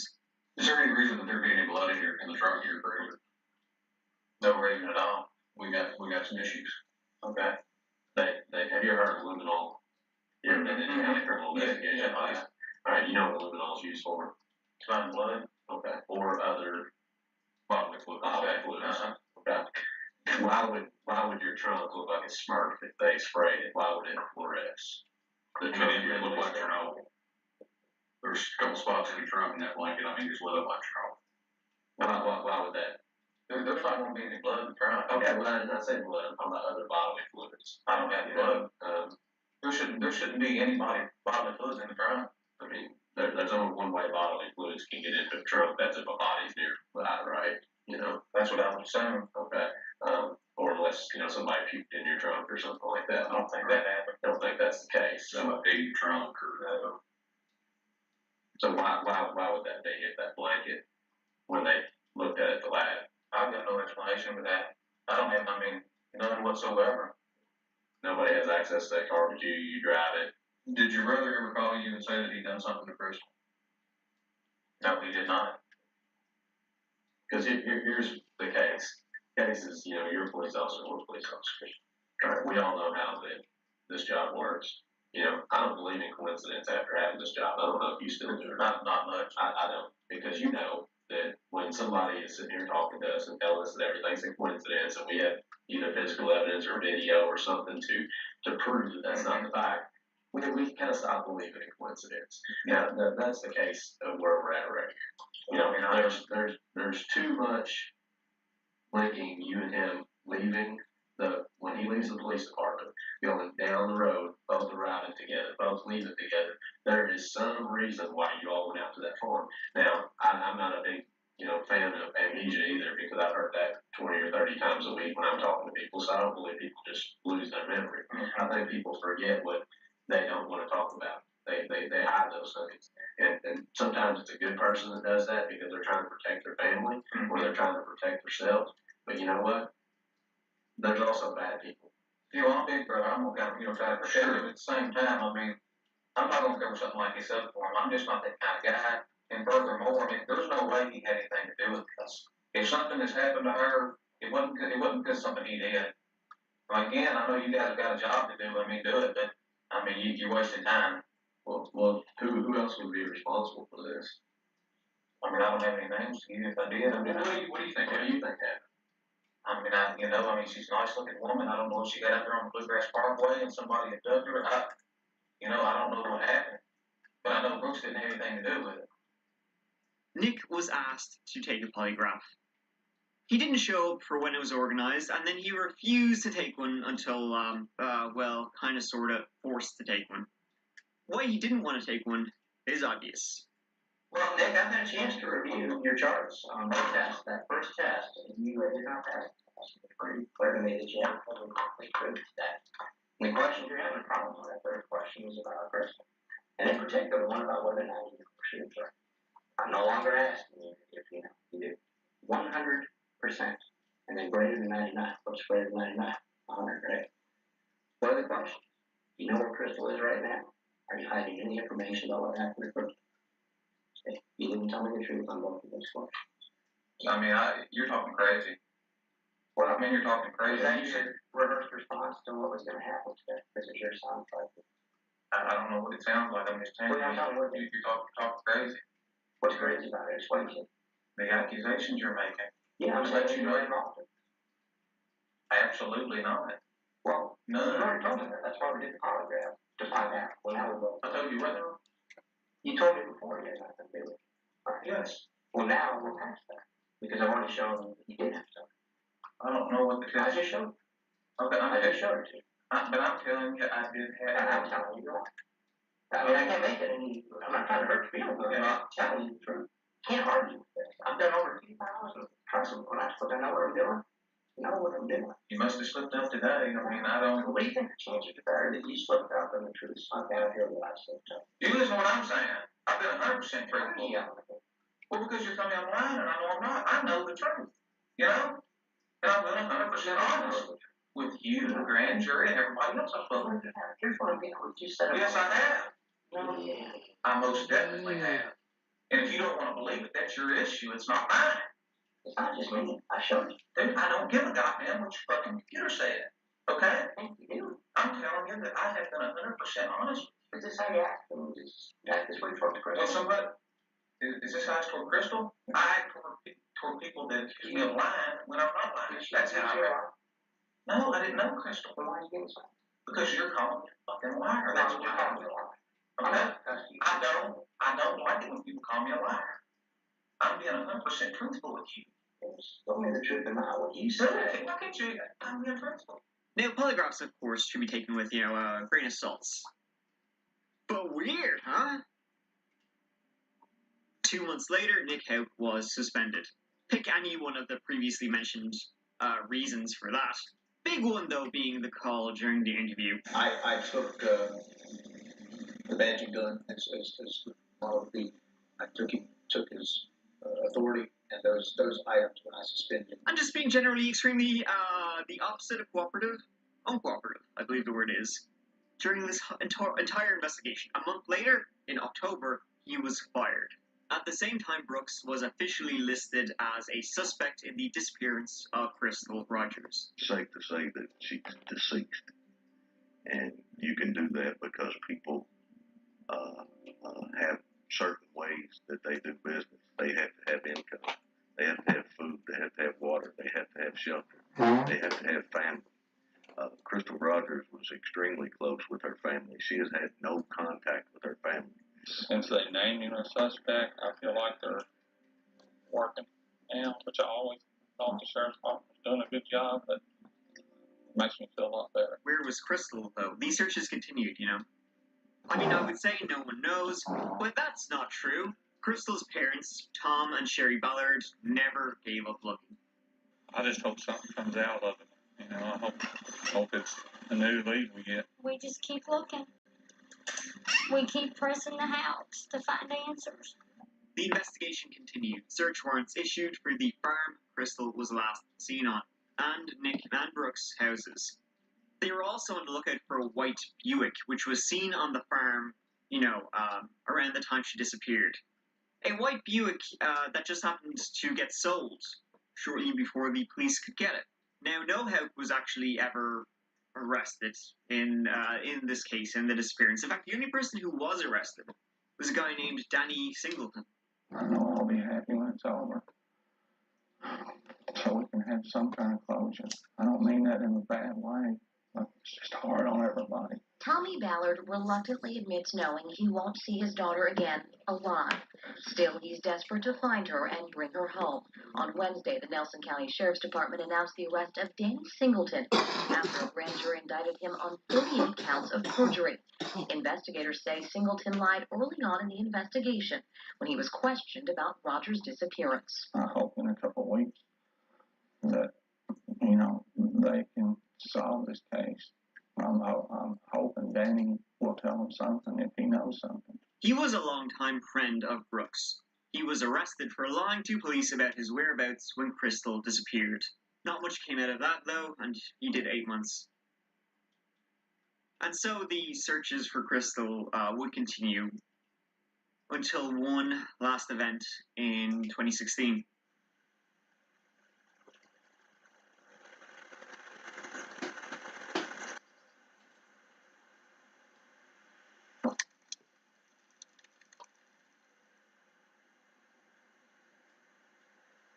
On the 19th of November, 2016, it was a Saturday, 16 months after the disappearance of Crystal, Crystal's father, Tommy, who had, taken charge of the search effort, went out hunting with his 10-year-old grandson. It was deer hunting season, and Tommy and the young fellow were out on private land, a field, once again, just off Bluegrass Parkway. It was a bonding time for the granddad and grandson. At around 6:50 a.m., the grandson began walking back towards the truck to grab something, and Tommy, who was standing in the field, was shot. He was shot in the chest. The boy ran back, and Tommy asked him to look through his jacket to find his phone. That's all he said, and by the time the paramedics arrived, he was gone. Who shot him? Nobody knows. It wasn't self-inflicted. Neither Tommy nor the grandson's rifle had been fired that morning. We're just asking anybody whether they think it's important, whether it's just something they noticed and it could not be anything to them. It may be huge for us. Monday, state police returned to the family farm where Tommy Ballard was killed. He was shot while hunting with his grandson shortly before 7 a.m. Saturday. He is the father of Crystal Rogers, missing since 2015. Police investigating his death are specifically looking for people who are driving on nearby Bluegrass Parkway. Police are not saying if they know the direction from which the gunshot came. They ruled out a self-inflicted wound and say the grandson was not involved. The grandson said that the last he saw of his granddad was him looking through the scope of his rifle. Maybe looking at something or someone in the distance. The investigation into who shot him has, the police have kept it pretty close to their chests. They haven't released a whole lot. But it wasn't an accident. And once again, it seemed like, maybe like what happened to Jason Ellis. An ambush. So what are the, connections between all of these cases? Well, other than Crystal and Tommy, I don't think I really need to say what the major connection between that one is and what all the rumors are saying. Other than that, we don't know. Brooks Hauk is still number one suspect in everybody's eye in Crystal's disappearance. Tommy was totally in charge of the search for her. Maybe he was getting close to something, and so if something happened to Tommy too, gee, I wonder who. But how is what happened to Crystal and Tommy connected to Kathy, Samantha, and Jason? There's rumors that have gone around. The police have said that, they aren't ruling out the idea of them being connected, but it's just hard to see how. But at the same time, the city of Bardstown, it seems like it has quite a low crime rate, so if they're not connected, that's equally as bizarre. The FBI is continuing its investigation into all cases. In fact, there was a flurry of news back in August 2020 when it was thought that the remains of Crystal Rogers may have been found near where her car was discovered. However, it was eventually revealed to not have been her. It is a woman's, but they haven't been identified yet. There have been a few, bits and bobs since the last murder in Bardstown, unsolved murder anyway. Brooks' new girlfriend, also named Crystal, she was arrested for stealing a standing with the Ballard sign. Brooks was also arrested for stealing roofing shingles. New information tonight on the Crystal Rogers case. The FBI has released new surveillance photos of possible cars of interest. The photos show 3 cars in 2 separate pictures, all photos taken in Bardstown. Most recently, Sherry Ballard has been denied the right to visit her grandson, with the judge saying there is clear and convincing evidence significant hostility exists between the Ballard family and Hauk. One person, genuinely my heart really goes out to in this story, though, is Sherry Ballard, who hasn't given up on finding her daughter and also her husband's killer. Killers, maybe. Probably. I'm hanging in there. I know that my daughter is the most important thing in this world to me. And Tommy. So I have to do what I have to do to get justice for them.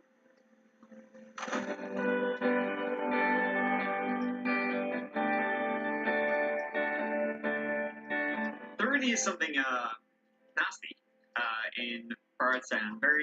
Something very nefarious for what's, the most beautiful small town in America. It's definitely, I'm sure the town definitely doesn't want the story of what has happened there associated with it. And this story has been reported on a fair bit. But, at the same time, it's like, you guys awake or what's going on over there? Gurmila Malgat August, I will see you as always real soon in the next one. You know it. Until then, you know what you can do for me? Take care of yourself. Till then, Mike out.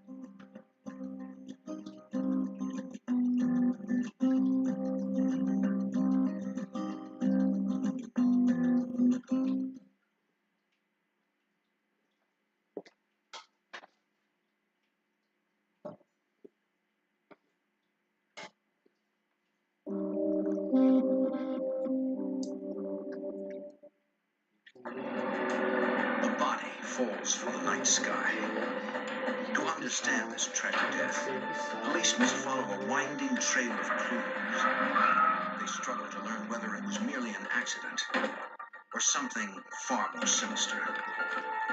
Each menacing clue heightens the mystery as police seek to uncover the identity of a man who kept dangerous company.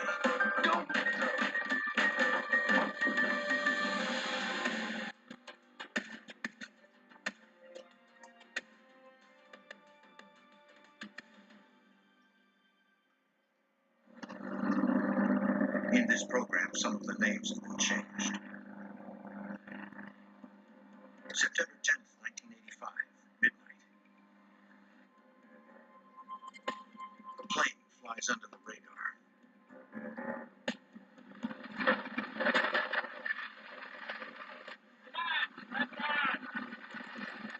Two men prepared to bail out. It was a desperate act. But they were out of options.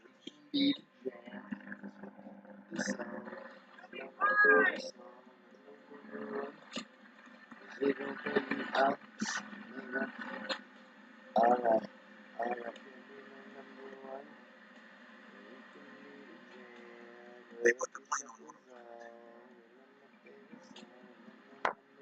uncertain of the dangers that awaited them. They leapt into the vast night sky.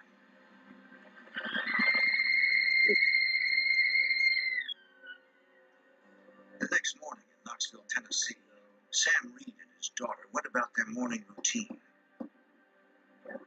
Nothing seemed out of the ordinary until Sam's daughter headed outside for the morning paper.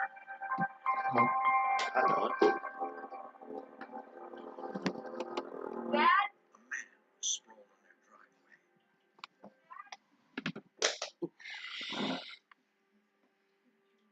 Give me no number one, so we can be the jam. Cause 50 seconds on is my favorite song.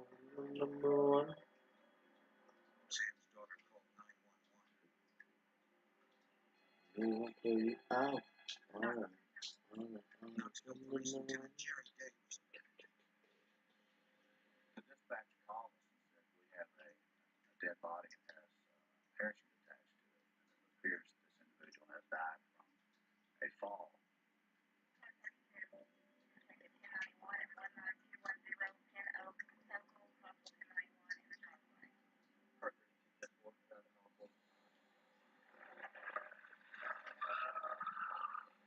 Yeah, it's not too bad.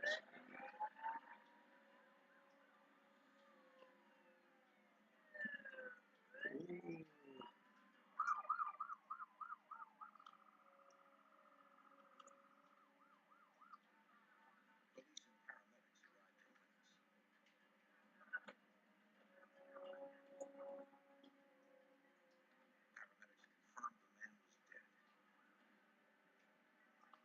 No one in the neighborhood had seen anything suspicious. The man was No number one. apparently had been dead for some time. His primary shooter noted Number one. although his hand clutched the ripcord. It appeared the emergency chute opened on its own. We have someone who's skydiving in the middle of the night, which is very unusual.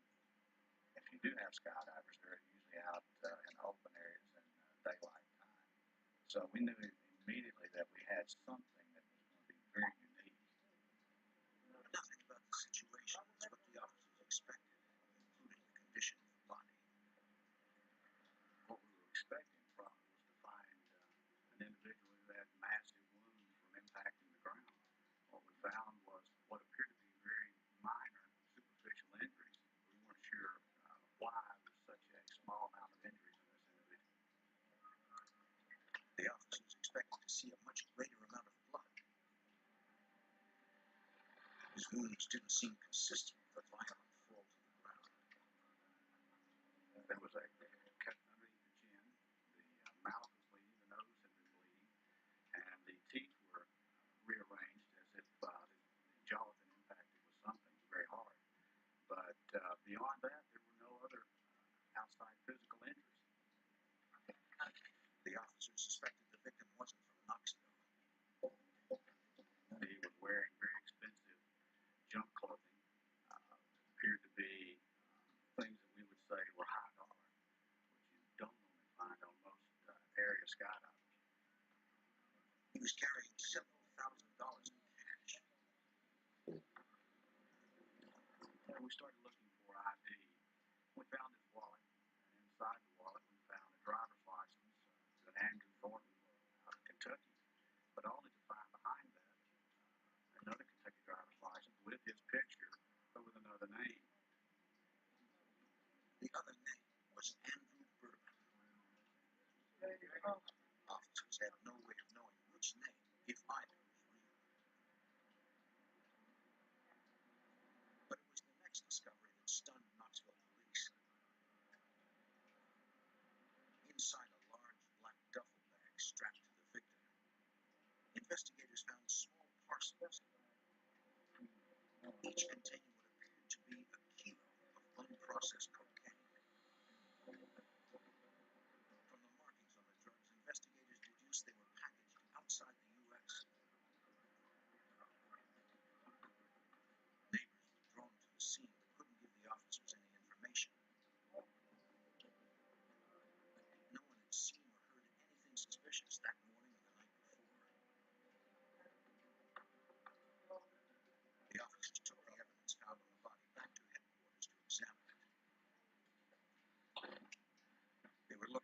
additional clues to the parachutist's identity.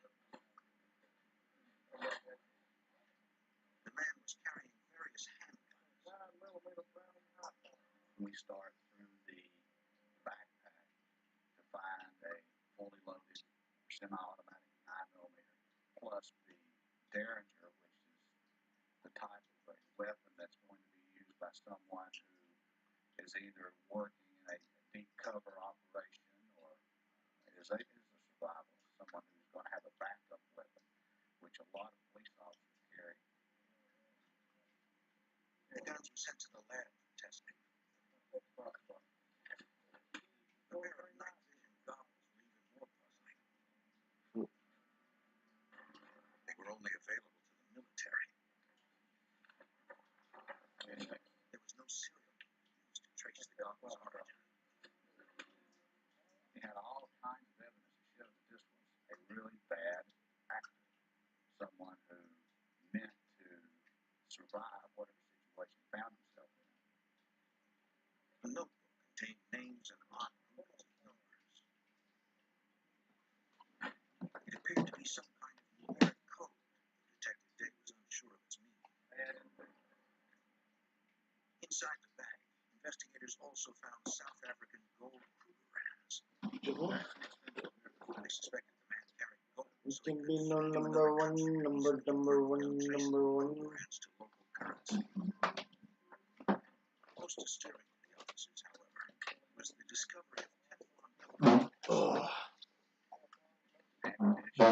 It's fucking kind of cold in my house. Is only used to penetrate body armor, which normally is worn by law enforcement officers. These bullets are normally called and individuals who are dead set on not being captured will use that type of ammunition. Detectives scrutinized the two Kentucky licenses. They placed calls to authorities that could determine why it was legitimate. There was no idea by anyone in the investigator as to who he really was. Once we found the passport, driver's license, we started trying to pull everything together to make a positive identification. They also found a membership card to an exclusive resort in Miami.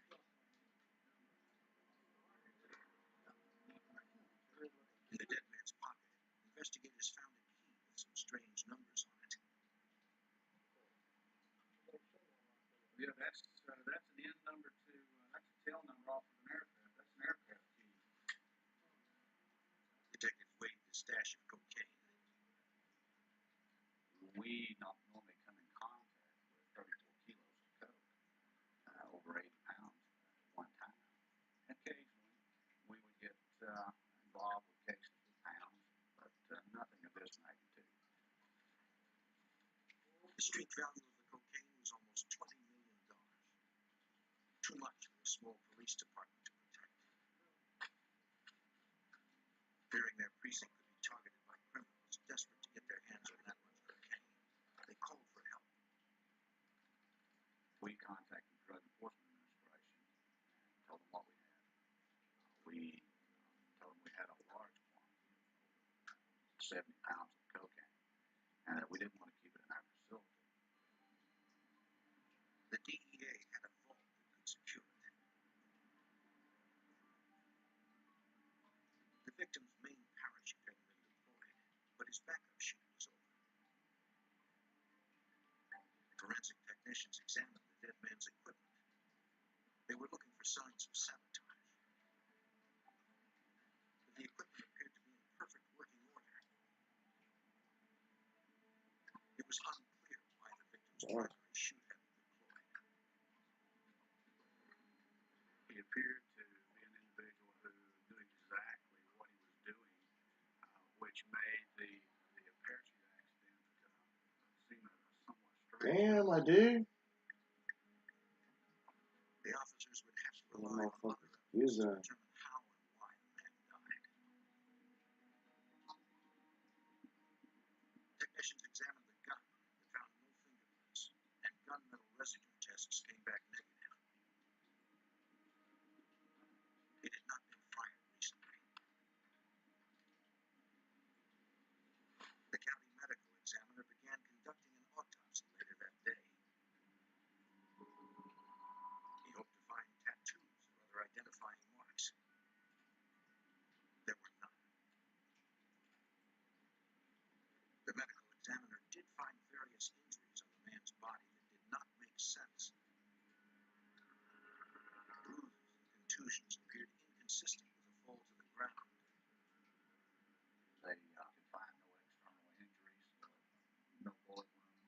10 are in solitary 24 and it appeared the man had been dead for several hours, perhaps even before he struck the ground.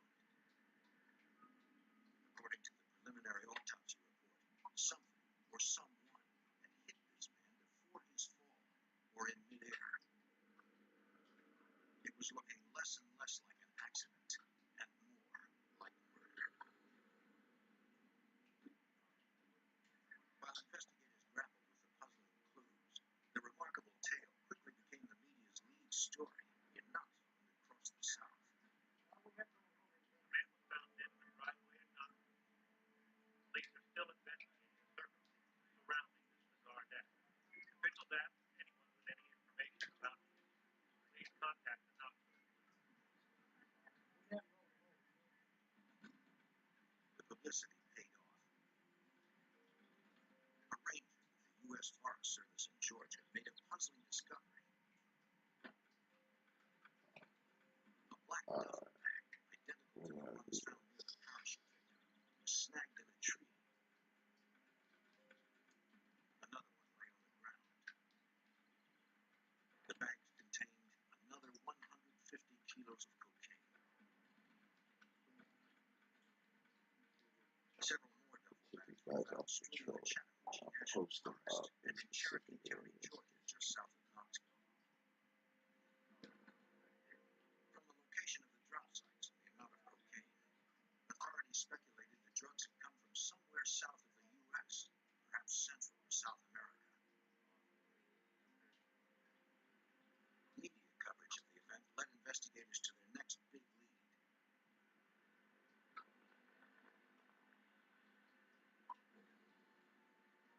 Back in Tennessee, an employee at a small Knoxville airport contacted authorities.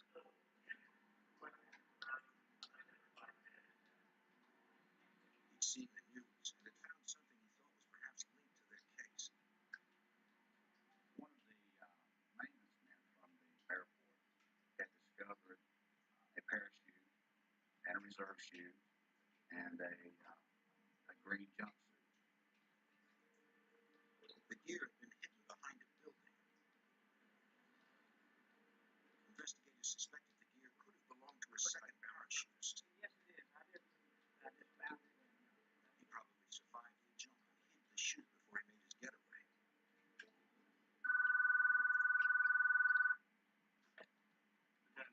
The detectives soon received yet another call, this time from officials in North Carolina. The drug enforcement investigators called and stated that the remains of the plane had been recovered on North Carolina, and that it might be associated with the parachutists that had landed in Knoxville. Clay County, North Carolina, lay due east of Knoxville. Detective Betty had no idea what he might find at the crash site. I can't hear you. They hoped that somewhere in the twisted wreckage lay the clue to the identity of the mysterious dead man. In late summer 1985, officers in Tennessee were investigating the mysterious death of a parachutist. They suspected he had a partner, but had no leads as to his identity.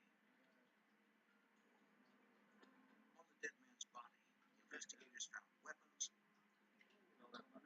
cash, and millions of dollars worth of pure cocaine. They got a break when a fisherman in North Carolina contacted the local sheriff to report a plane crash.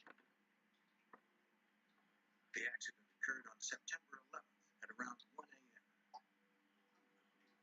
A local fisherman who was night fishing on the lake near the Cherokee National Forest heard a low-flying aircraft approaching his location, and then it flew over him, which kept his attention. And then the next thing he notices is the flames from the impact of the aircraft hitting the mountain. It took 5 hours for Detective Day and federal agents to hike to the crash site. It was a very devastating crash site. You had trees which had been sheared off 3-4 feet above the ground, and there were probably 5 to 10 of those.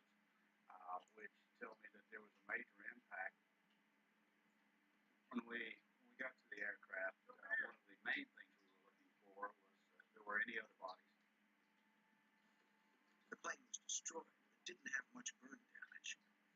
Apparently, there had been little fuel left when it crashed. There was no luggage, no flight documents, and no bodies.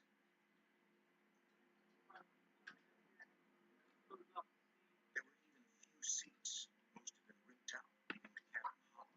A standard procedure in drug runs. The VIN number on the aircraft matched the VIN number on the key that we found on the body and nozzle. That was the connection for us between this aircraft and our skydive. Like the odd clues found on the body in Knoxville, the plane crash didn't seem logical. Of course, we had no other bodies, no other drugs within the aircraft. We were still very perplexed on why he was jumping out of a perfectly good aircraft and putting it on automatic pilot, which was very evident from the wreckage and the levers and things in the wreckage. The wreckage offered no new clues as to the reason why the man jumped from the plane. They were also no closer to finding the identity of his accomplice. The trip to North Carolina left authorities with even more questions. But the biggest question was finally about to be answered. Word had come from Lexington, Kentucky on the identity of the dead man. One of the man's IDs was a fake, the other legitimate. Fingerprints confirmed it. Their victim's name was Andrew Carter Thornton II. He was a former Lexington police officer and was known to Kentucky State Police Detective Don Powers. When I first met Drew Thornton, I was impressed that he was a go-getter, hard worker, a good officer.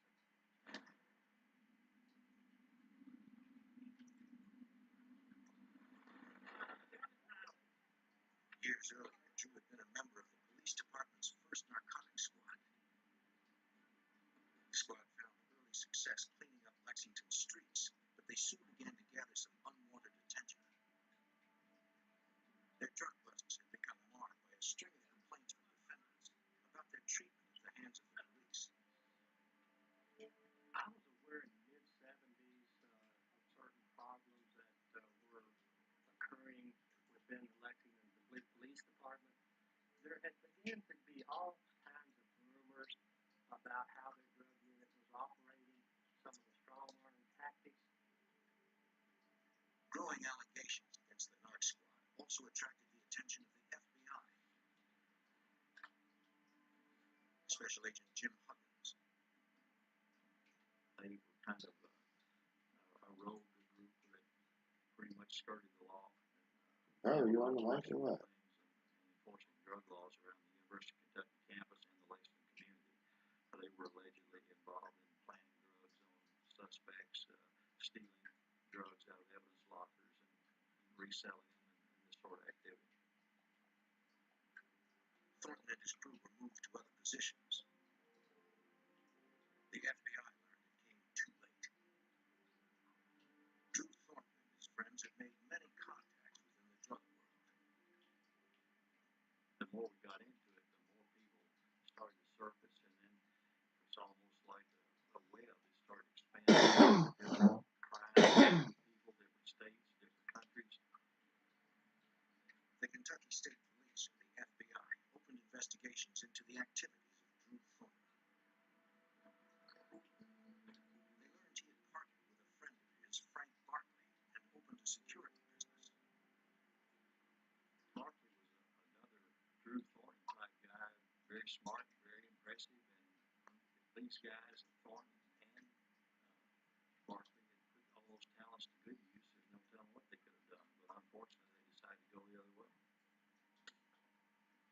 The men ran with a rich crowd. Wherever Drew and Frank were, money was always being thrown around. The word on the street was their security business was an alleged front for the sale and distribution of marijuana. Okay. We were mainly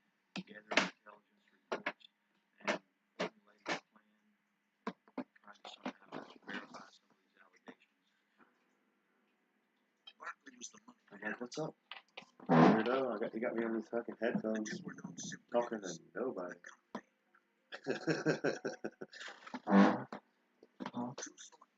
Supply side, acquiring weapons, vehicles, and drugs. The duo had a reputation of doing anything for a buck. I think that Thornton prided himself on living on the edge, on being a soldier fortune type person, on Fucking cold in my house, dude. that he could do anything. Because of his dangerous lifestyle, Lieutenant Jerry Day and the Knoxville police were It's beginning not to in my suspect room, though. that their It's going back there. It's cold out here. from a mere Take off the shirt, put a hoodie on or something. 48 hours after the skydiving death of ex-cop Drew Thornton, the FBI took over the case. Newspapers shouted the mysterious details of his death, and Kentucky residents were shocked. Lexington Herald reporter Valerie Honeycutt. He came from a very well-respected family, and there was a lot of people in Lexington who just had a hard time believing that he was involved in drug smuggling. Lexington, Kentucky is surrounded by beautiful country and lavish horse farms where some of the world's best thoroughbreds are raised. Drew Thornton was well known to the region's wealthiest families. The day after Drew's death, federal agents armed with a search warrant entered the exclusive Lexington home where Thornton lived. At the scene of his death, agents had been left some enticing clues: cocaine, guns, and ammunition, and the parachute of an unknown accomplice who had escaped. They hoped that somewhere on his property they would find a clue to explain the bizarre circumstances surrounding his death and lead them to his accomplice. But a search of Thornton's house turned up no new evidence. FBI Special Agent Jim Huggins. Someone had already been there and taken whatever incriminating information there might have been. Investigators turned to Thornton's former employer for help. Lexington Police Detective John Bizet. We were asking for people who could identify not only his body, but certain things that they found on his person. We recognized telephone numbers and names in the address book. We, of course, there were several names and telephone numbers which we were familiar with. One of the names in the phone book was Wes Trotter. He was a close friend of Thornton's, and both men had been questioned in an unsolved missing persons case years earlier.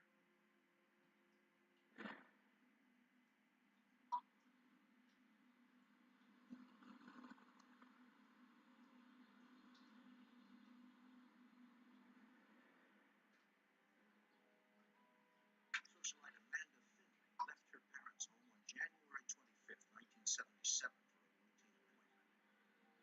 About 5:15 in the afternoon, she turned left, traveled south in her car, heading to a doctor's appointment, and was never seen again. She had talked to her father earlier in the afternoon and said that she would be home for supper. Her parents called police after not hearing from Amanda in 4 days. The Finleys told police it wasn't unusual for their daughter to take off, but she would always call. When her boss confirmed she hadn't shown up for work, the family knew something was wrong. A week after her disappearance, Amanda's car was Switch found it up. abandoned in a local parking lot. Nice. The storekeeper said the car Fucking cold, my bro. Fucking cold. Her coat and other belongings were found in the vehicle, but her car keys and her purse were gone. Forensic evidence Why did technicians it combed her fail? car looking for fingerprints, blood, and any signs of foul play. They found Fucking cold. months passed, No. and the Finley case turned cold. That shit is fucking expensive. It's on in my room. And just that's probably gonna cost me like $300 fucking month. I meant to get. I was gonna get the damn. Yeah, not for the room. If I use any of the other ones, it's gonna fuck me. What that connection was has never really been clear. Amanda had been dating Wes Trotter, a member of Lexington's narcotics squad, at the time of her disappearance. Yeah, I meant to get the Her parents feared he knew something about their daughter's whereabouts. the heater, and I had to fix the pipes and stuff. Very early in the investigation about their knowledge of Finley and what information they had as to when they saw her last. Trotter claimed that he used her as an informant on drug investigations and off and on, but other than that, had no relationship with her. He also claimed he hadn't seen her for weeks. There were allegations that came from personal friends of Finley that she had told them she was involved with Trotter. But Thornton claimed he only knew Finley through Trotter and had no idea where she might be. Playing a Disney game. Then, Detective Bizek got a lead on the missing girl. We had telephone records from Finley that showed she had placed some calls to Florida prior to her disappearance. We also had information that a person who appeared to be her had been sighted at the village Florida. That was certainly not warranted a trip to Florida to determine if there could be any other eyewitnesses or any evidence that she was in fact there. The phone calls had come from a restaurant. It recognized the girl. There, Detective Bizek met witnesses who identified Amanda from photos. Lexington police believed their victim was in fact a runaway. More than 6 months after Amanda Finley vanished, a man came upon an unusual find that made detectives question their conclusion. A purse floating near the banks of the Kentucky River. By analyzing the contents, the purse was identified as Amanda Finley's. Fearing the missing persons case could possibly be a homicide investigation, the river was dragged. The dock lay just a short distance from Drew Thornton's property, 70 acres of land he co-owned with Wes Trotter. Kentucky State Police Lieutenant Don Powers. As a result of that purse being found, we then did become involved in some aspects of that investigation, in so much as trying to see if we could locate Amanda. It seemed that Drew Thornton was constantly surrounded by mystery and possibly murder. The list of those who could have wanted Drew killed was growing.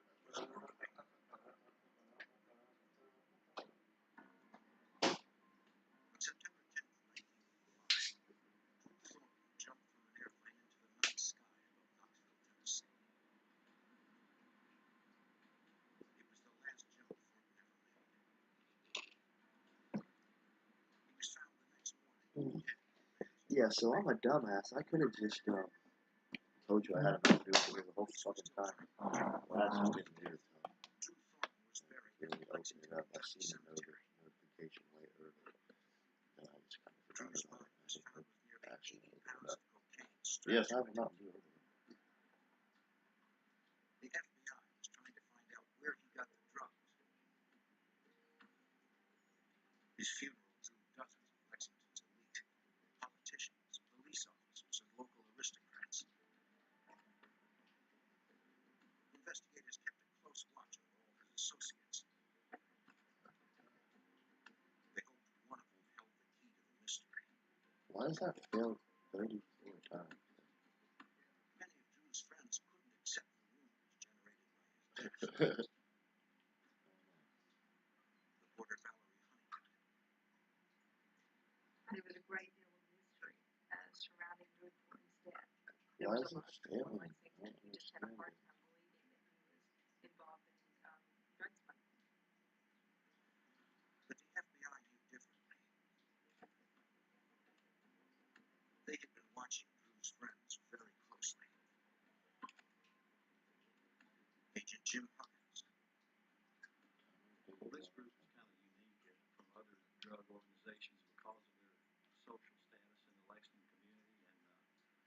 a lot of people in high places gave them some aura of respectability, which they certainly shouldn't be entitled to, but they were. I just watched this one crime show or crime episode where the dude who was in jail, he was trying to shoot fucking shotguns, bro. The FBI believed it was a front for a drug smuggling operation. Oh. The men had connections in Las Vegas with a notorious pair of drug smugglers. Jimmy and Lee Shotton were believed to be two of the biggest and most dangerous drug traffickers in the country. The Shaggers were extremely fearless and desperate individuals, and they were heavily involved in some serious drug smuggling. Lee, shotgun nicknamed up there. in his hometown of El Paso, was an infamous Texas attorney known for his successful defense of drug dealers. His brother Jimmy was also well known to law enforcement. Currently out on bail, he was waiting to stand trial for drug trafficking. There was a pretty intense investigation going on in Las Vegas from the U.S. Attorney's Office and DEA into their activities. The shotgunners Got made it millions inside this running town. drugs from the largest suppliers of Colombia's infamous Medellin cartel. My rotation. The company wanted a piece of their action. Barkley was the one that ingratiated himself with the Where are you Shagger guys supposed to pick organization. up shotguns? Had a So lot of who connections picked with this? people in Las Vegas. The feds have never been able to successfully try the Shotgun brothers, despite their reported ties to Oman, Mideast terrorists, and Colombian drug lords. There were separate operations, the Shaggers operation and the company's operation, and it's kind of like a merger. Barkley took all his assets and teamed up with Shagger, and then they really became involved in some big-time smuggling. It appeared to investigators the heads of the company were stepping up to the big time. Federal prosecutor Brian Layton. I ain't catching a shitload of my jerk. Barkley wanted the highlight. The quickest way to get to the highlight is to run drugs. Yeah. Agents began hearing from informants that Frank and Drew were going to start running drugs for the shoppers, and they were looking to expand their gang. They began scouring small and rural airports for pilots who could meet their criteria. What do you first try to fly? They had to be good pilots. They had to be able to fly without lights, without instruments, land, get off the plane, take off, somebody else to unload the film, and then they would later get paid. Stolen from the bakery. I think most of the people that got involved Bakery. in this, they got involved for the thrill. Restaurant and bakery. Okay.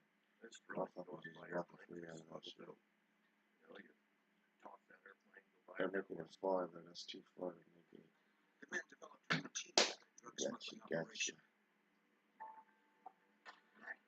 They felt it was a sure way to stay ahead of the police. The team would buy used aircraft for cash.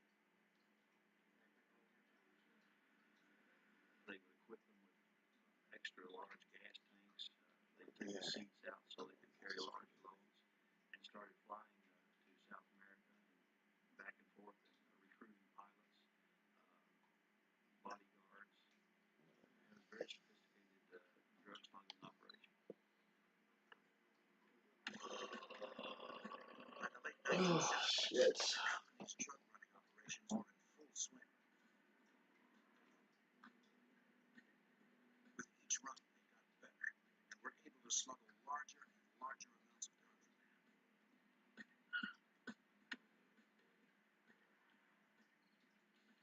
For Barkley, this meant more money and more power. Motherfuckers in their tunnels. Drew and Frank wasted no time using the Chavez connections. I gotta buy some more They began buying as many drugs as they could afford in Colombia and shipping them to the U.S. Oh, for sure. So right. When they landed in the U.S., unloading was done in record time by trained ground crews. They knew any delays could mean getting arrested within minutes. We began to have some airplanes that were abandoned at various airports that were searched and had marijuana residents. information that Thornton was involved in these. Look at all my armor guys here. Small Lexington airport with a massive Look at my 60,000 armor. pounds of illegal cargo. Authorities found the planes afterward, empty and scrubbed clean with disinfectant, but it never caught the men in the act. In one of the planes, the occupants had left behind a clue, a magazine addressed to Mr. Andrew Thornton. Oh. In my view, that was the first clue to a lot of people here in Central Kentucky that Oh yeah. their local sons. I mean, you gotta imagine that. I mean, that's just to fucking filter out motherfuckers just trying to go YouTube live channel. It seemed there was no limit to what the company and the Chagras could achieve. But only a few months after the two groups teamed up, tragedy struck. Police in El Paso, Texas, got a report that Lee Chagra was found shot to death in his office.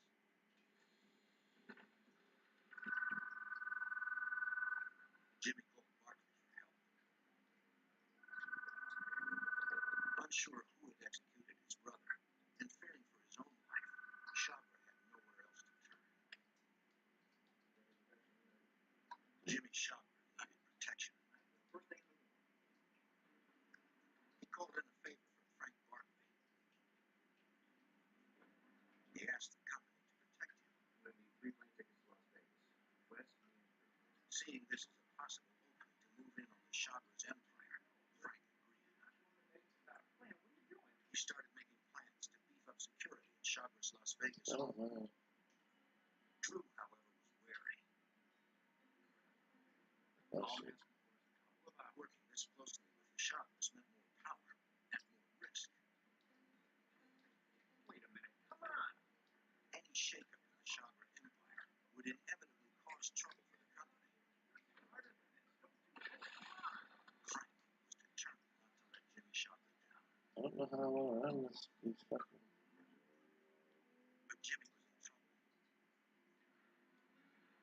He was arrested in San Antonio, Texas, charged with importing marijuana and cocaine from Colombia.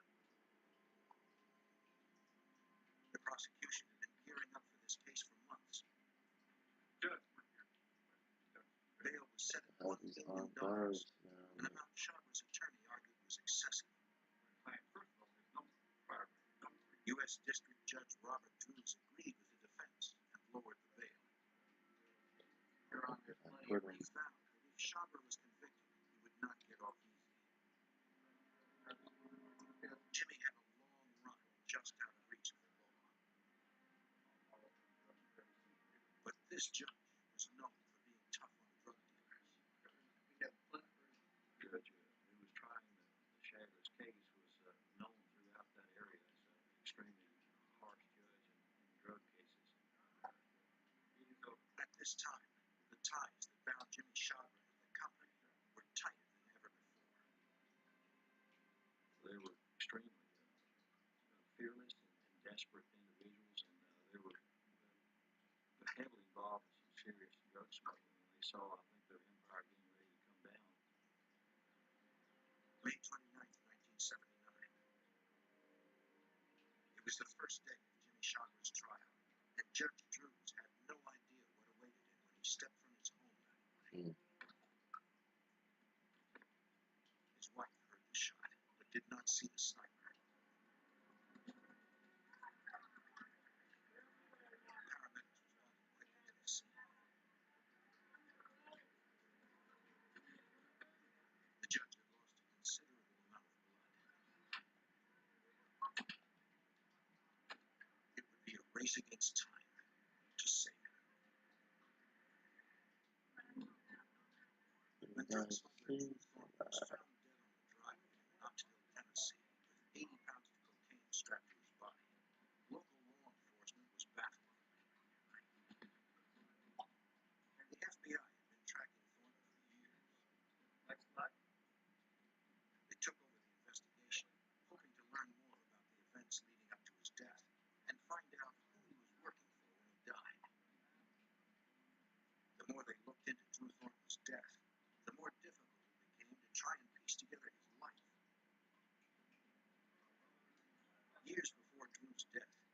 his partner, Frank Barkley, had become linked with notorious drug smugglers Jimmy No Lee route. Shot. How's there no route? Lee had been murdered, and Thornton's company was now providing protection to Jimmy No Shot. route. How's there no route to this shit? FBI agent James Huggins. Like, walk your fucking ass up there. Fearless and desperate individuals, and they were heavily involved in some serious drug smuggling. And they saw, I think, their empire being ready to come down. Jimmy Shot was in serious trouble. He was up on drug charges, and the judge presiding over his case was notoriously tough on drug smugglers. On May 29, 1979, Judge Drews was walking out of his house when he was shot. Paramedics arrived within minutes and were now working to save his life. It was a losing battle. The judge had lost a lot of blood.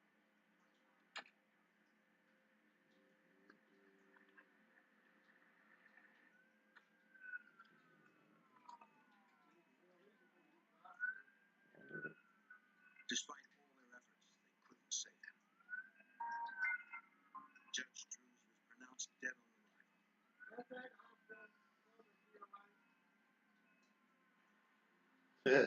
News of the assassination of a federal judge reverberated in FBI offices across the U.S., including Lexington. You just started a career, or you've already had one going? Jim Huggins. Well, It just shows how dangerous these individuals were. They didn't stop at nothing. so I mean, today you just started one. The sniper was captured and prosecuted, and Jimmy Shot was convicted of drug charges, but escaped the country before he was sentenced. Although the FBI suspected the company might somehow be involved, they, like the Texas police, had no proof. They maintained surveillance on members of the company. It'd make it fucking, it'd make it not fun. As I say, it'd make it not fun if, like, you could just jump right on there, and, you know, you do it in and turn it into shit. Like, what is this going on? Like, I don't have to build up my character or nothing, or there's nothing to learn about this game, or there's no technique to it, or what's going on. I just won the tournament. He brought in a new member to the gang to help solve this problem. Yeah. Like how a real fucking golf game is.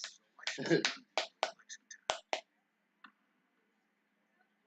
agents suspected he was the alleged go-to man for anyone looking for illegal weapons. Dad, for a while, Dad had a friend, Scott, who would come over, or we, According to federal surveillance reports, Kelly was in contact with Frank Barkley and Drew Thornton on a frequent basis. We heard some rumors that they were getting ready to yeah, probably was Scott. That's what he did.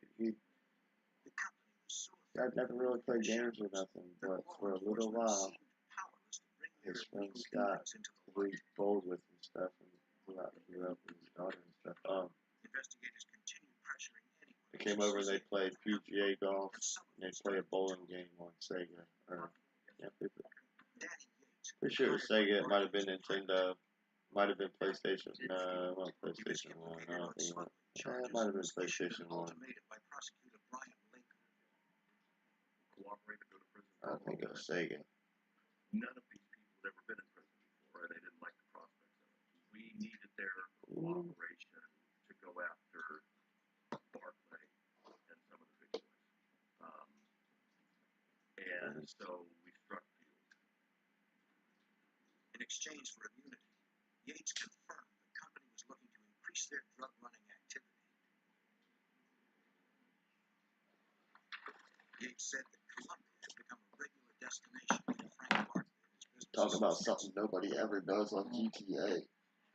The death of Lee Shot had left a void that Barkley was only 2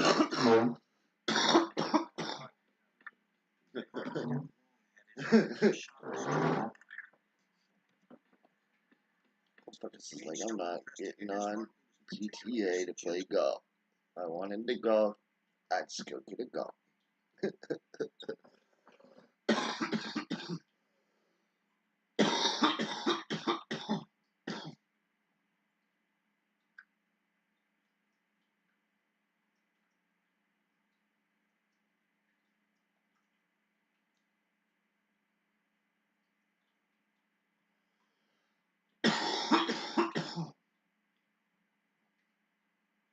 These guys kind of use that tire thing, man.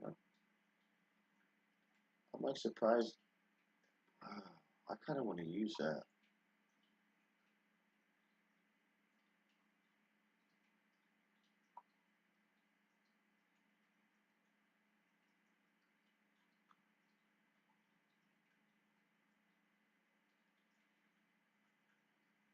They absolutely use this tire apparatus. It's kind of funny.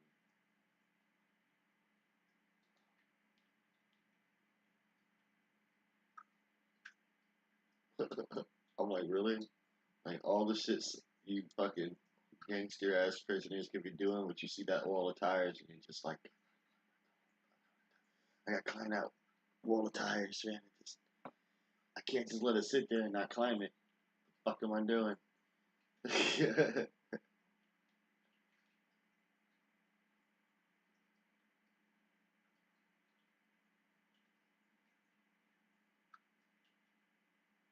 It's a whole fucking G.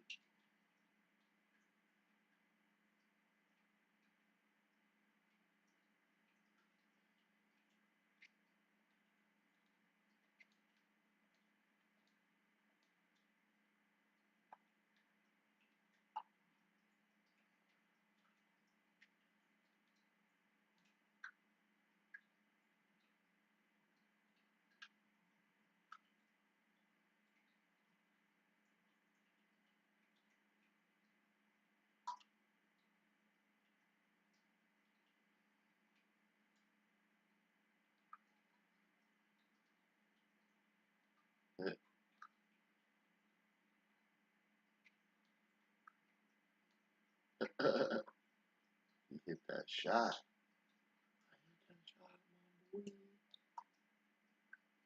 And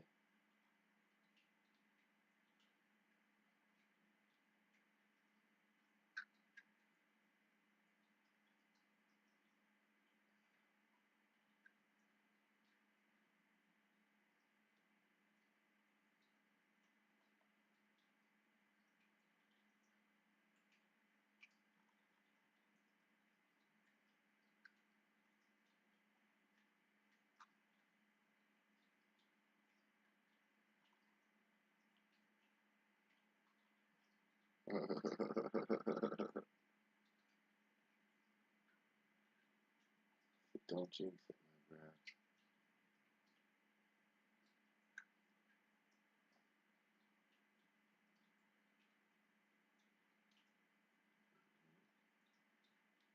You wanna pay to win? Here's how.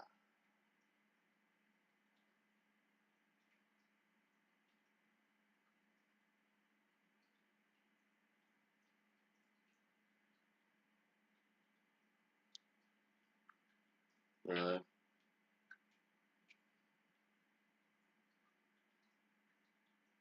Yeah.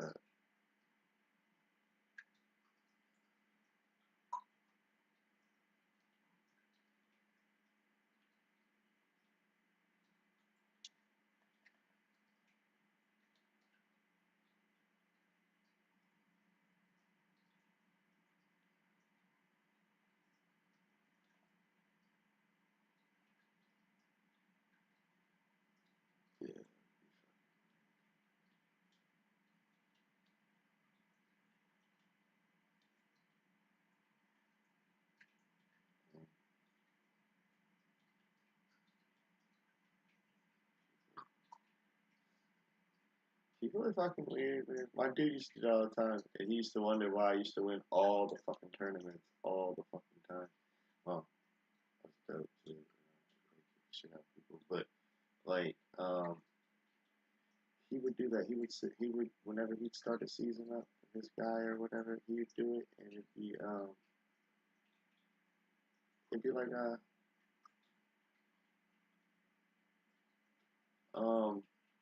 he'd always make his dude, like his guy, he'd make his guy like 99, he'd make him like the tallest you can be, and then, you know, like 99, and it's just like, bro,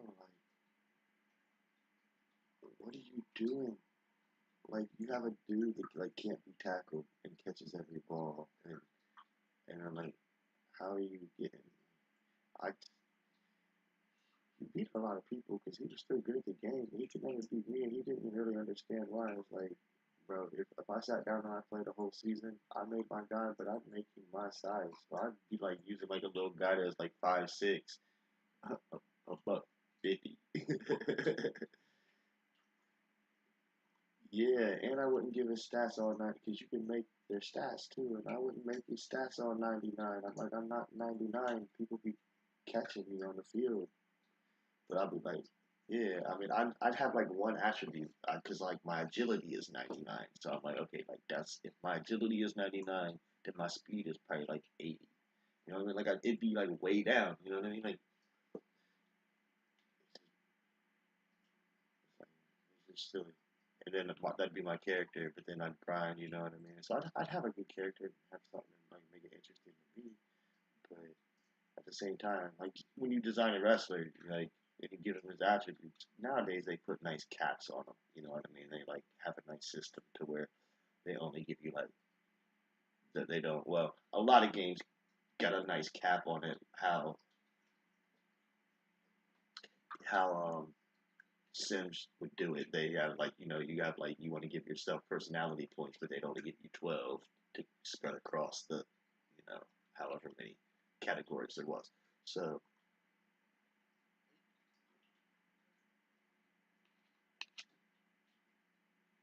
yes, without worrying about the points. Yes. So personality, I can see that being cool. But what fun would that be if every time, every wrestling game that came out and dropped, you was making your guy.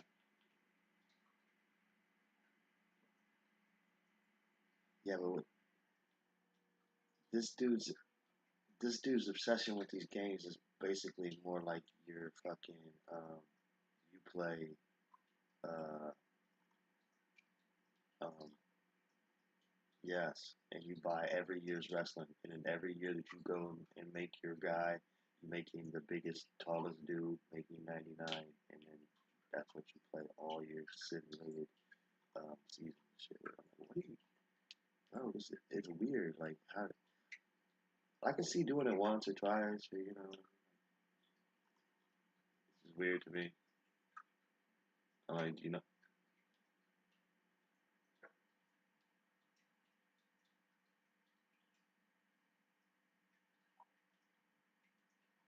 yeah, you're actually simulating, so you want the stats to be, yeah,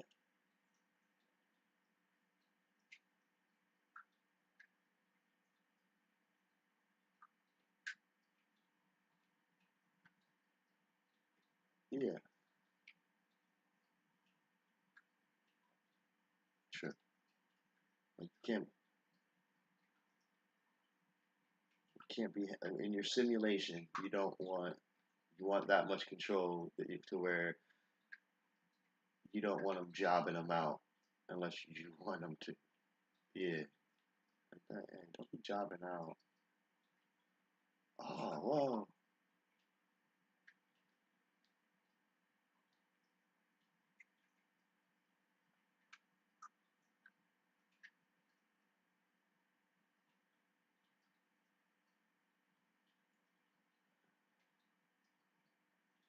This dude's been in my prison for one day, and he attacked the reformed prisoner. Fucking piece of shit. Yeah, the wrestling. That you said it's way more in depth, but basically what we used to do, but 10 years later. So 10 years over.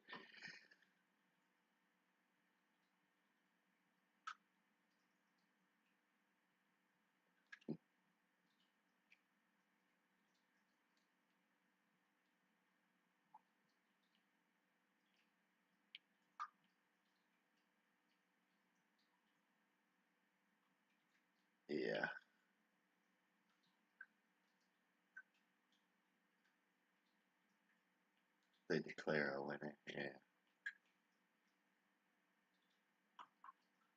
They're like, good job, try again.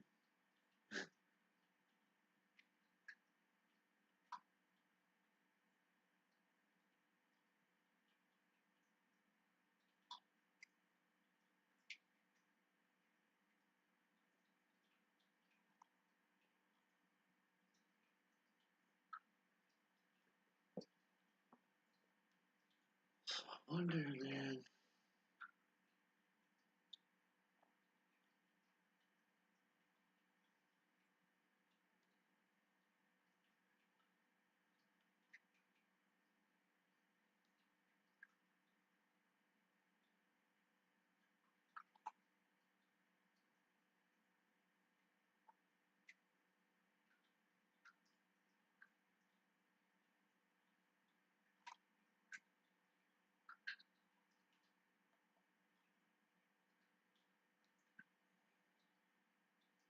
Man.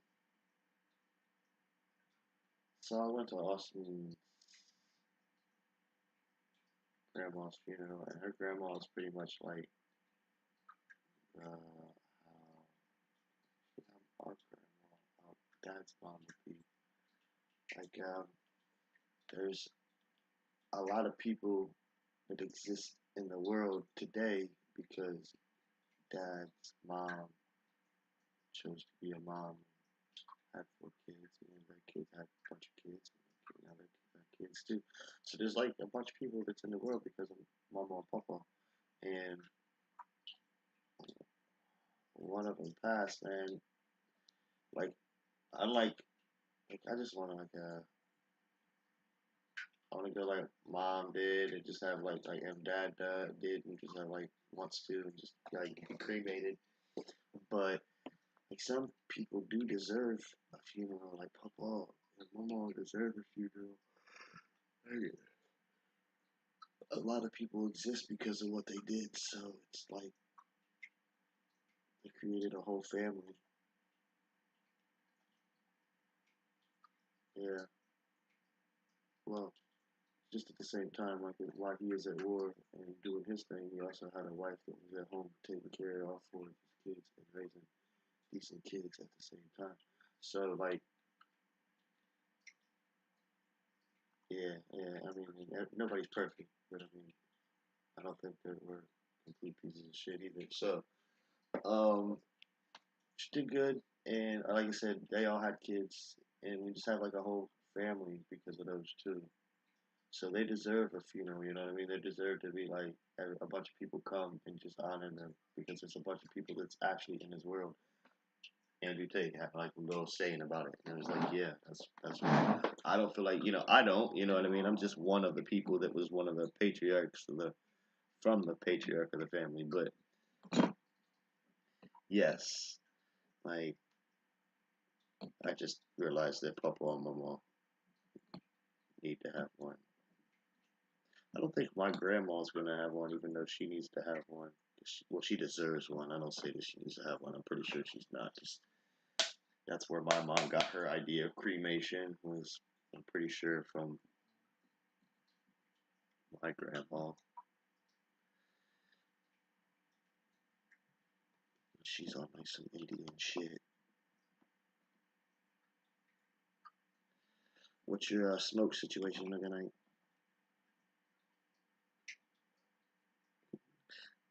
You got that bag, got that biggie bag. You got that bag, got that biggie bag. You still got that bag. You still got the number, a second one. Yeah, on your second one. Yeah, that's to say, you should be on your second one because I'm pretty low on this first one, so you probably should be switching it. You forgot you had it, huh? Did you pick up some other shit and it was like, oh, I got some? Ah, okay, just.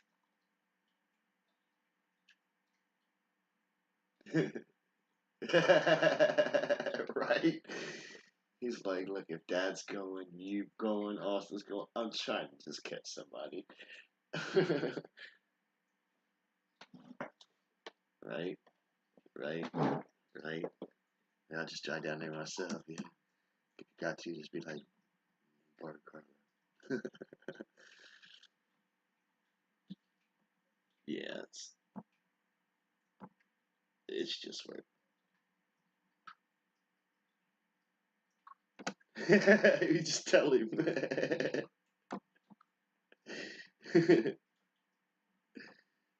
You just tell him, like, nah, man, I made that trip, nah. He'll be like, oh, damn it.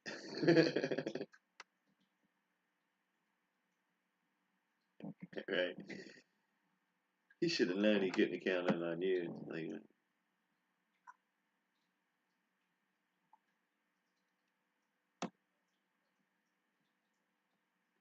yeah, yeah. That's why I was just like, I just gotta catch you and be like, all right, watch.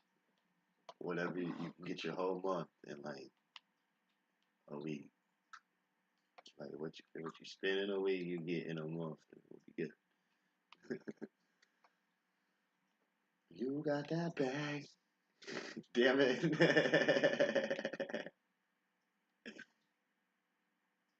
I'm about to like take that and like make a clip out of it. I made this little TikTok video that I'm kind of proud of because I fucking like it. So it's just because I'm like, this is me out there. This is why I'm like, I feel why motherfuckers like TikTok because I'm like, this is the kind of shit I used to do all the time. You know what I mean? But it's just been like my mind has never. It's been. No, I can't say never. It's been a long time since my mind has rolled in that kind of creative mindset. But it's actually really freeing and like kind of yeah. Like it's I freeing. just want to give a shout out to some of the 70s and 80s. We won again! See, I just turn it on and it just makes me fucking smile. Like, this is a clip. This is like a classic clip. Like, this is just for me. This is say, like, I don't even care if nobody else likes it. I'm like, I watch it every time and just be like, this is so good. I can see why other people see shit and be like,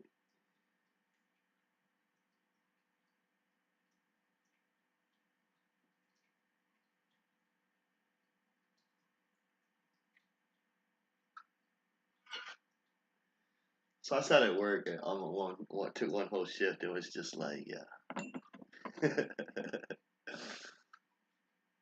Yeah, while I'm watching boxes fucking go by, I'm like, man, I'm on TikTok. Like, no, I need that clip again. Let me put the words in. I'm gonna make it look right.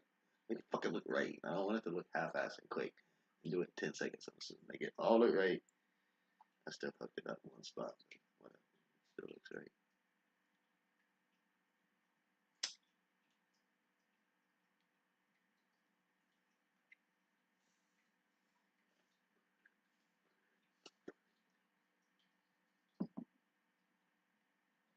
I sent it to you though.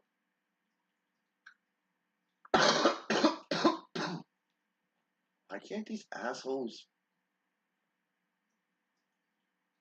I don't get it.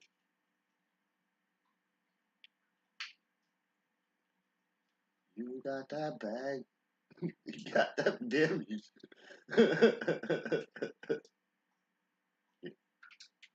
Yeah, no, dude, you're just like, yeah, I still got that bag. Do you got that bag? I got that bag.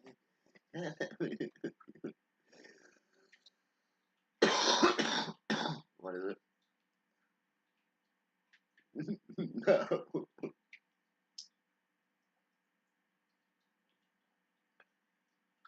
Um, well, for the longest time, they didn't have affordable prices. Like for a while, yeah, like for a while, you would just get like that little ass junior cheeseburger that was like a fucking slider for like $1, or not even $1. You know what I mean? It was like $2. I don't know, man. Yeah. They got rid of the double. What it is they had a double stack for the longest time for a fucking $1. You used to go up there and get a double stack, a real fucking double stack, fucking two real fucking patties, 2 pieces of cheese, and freaking lettuce and tomato for fucking. It might have been $2. I could be tripping. I don't know. It might not have been $1. It would have been double stacked for $2, but it was a slapping ass burger. And then they got rid of the double stack, and they tried to push you towards all this other shit. And I'm just like, nope, no double stack, no sell, no buy.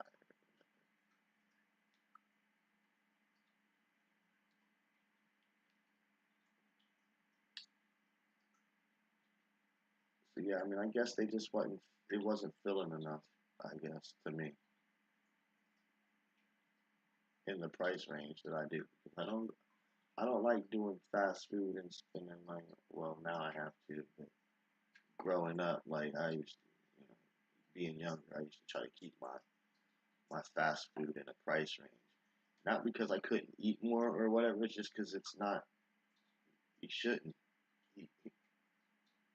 Yeah, and it's not wise. It's not wise to be smacking that much fucking, like, you shouldn't be stuffing yourself on fast food. You're gonna eat it and not be hungry no more, you know what I mean? But you shouldn't be like, oh, I'm so full off of that fucking whatever the hell it was.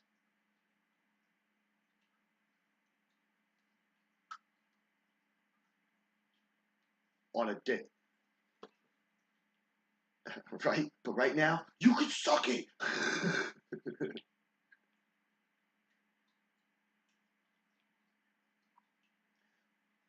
But I think my statement mostly has to do with the fact that I always work at UPS. So I'm like, I'm going to eat.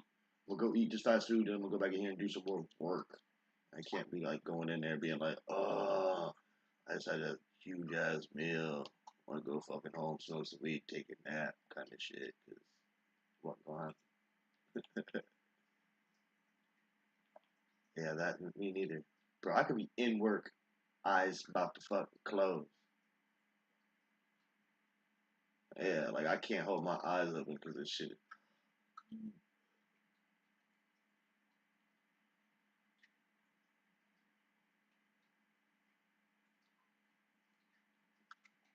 That's just happened so many times. It's not even funny.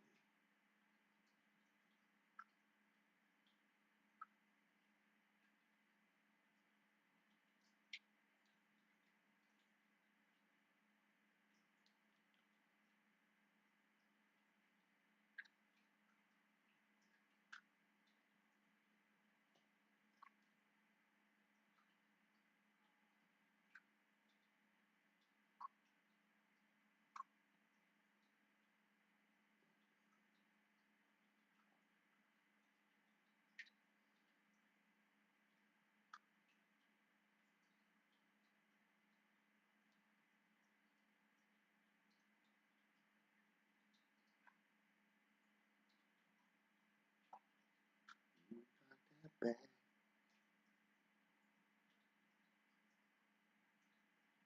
Bro, did you watch it? Okay,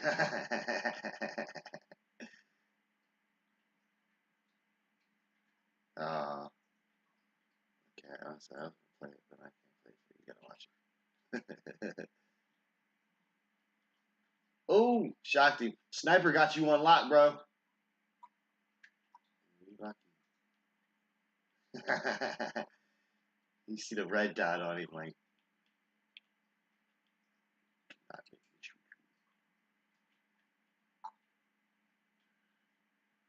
Okay, so I think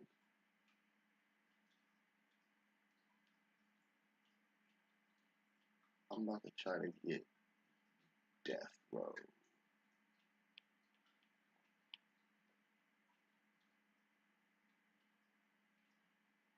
Okay, I just need to get more stuff down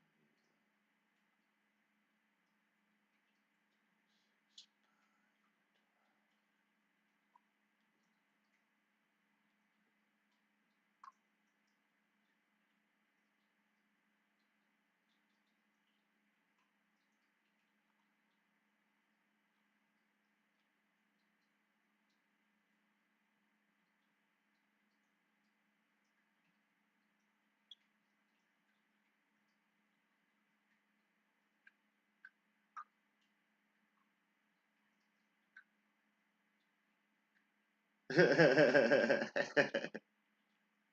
like I've seen that one clip a long time ago, right? And well, it came back around on my thing, and I'm like, yeah, that's like that Conan clip. And I'm like, I love that Conan clip. And then I'm just like, I'm gonna do that Conan clip. So I love this clip. Like, this is like growing up, man. Like, this is cool. Like, there's like two things about Conan and like why I relate to Conan so much. And it's like, I don't know if you ever seen the very beginning of Conan, but like his village get raided on, and he's like chilling in the snow with his mom, and he's like holding his hand, holding her hand by her side, and her mom like draws the sword back and is like acts like she's about to like chop off the head of oh fuck, please, who has the voice of Darth Vader? Yes, yes. So James Earl Jones is like looking at her, and he's like, she like about to chop his head off, and then he like looks at her with these crazy eyes, and then she like drops her sword, and then he like turns his back on it, and he like whips around real quick and like chops her fucking head off, and you see like her head like. You're like looking at the back of him, and you like see the little boy holding her hand, and then you like see the head like come and fall in like at an angle out the screen and shit. It's like perfect. It's just like damn, and like, he's still holding the body, like still standing there with no fucking head. So like, then they steal him, and then they take him away, and then they put him in this little windmill grinder thing. Are you serious right now? What? Are you serious right now? My sniper didn't get this motherfucker.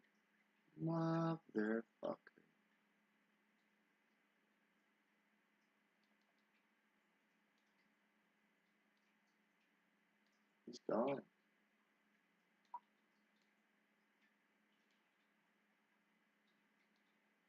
Nah, he didn't run.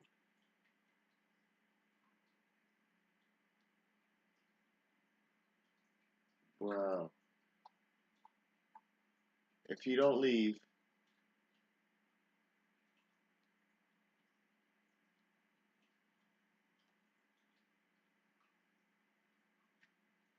good job, my dude. Oh, nice. Harvey Meyer, you're not a complete dumbass.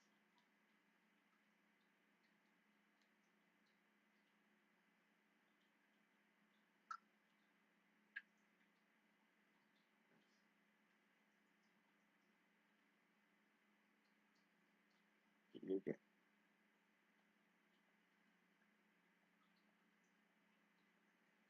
man.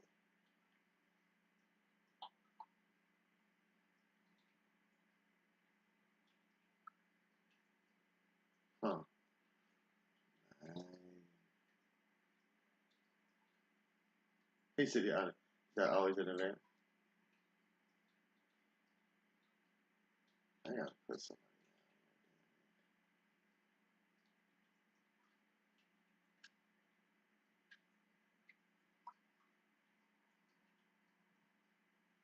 Oh, yeah. Oh, I bet you it's fucking got some shit, huh? You know, they got that breakout mode on our shit. I never.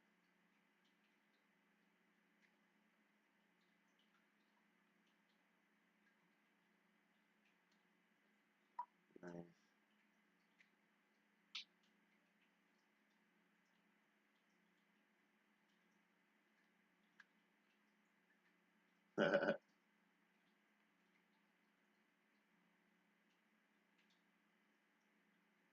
Yeah, I do kind of hear it.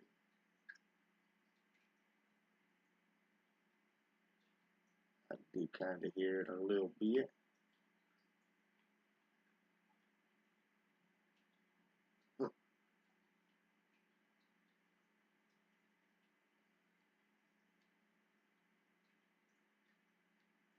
See, I don't know a lot about the Discord.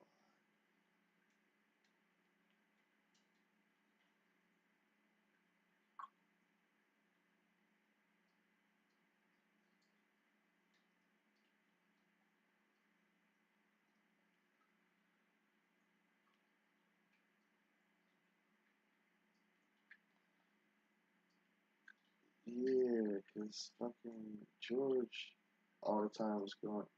He was going to Discord and finding shit about Save the World when we was playing Save the World on Fortnite. And he was like having people just like running him through shit.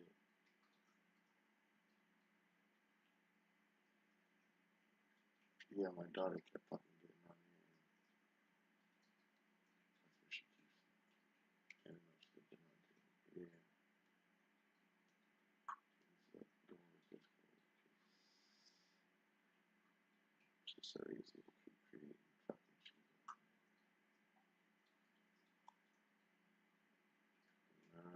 Like you said, it's just chat.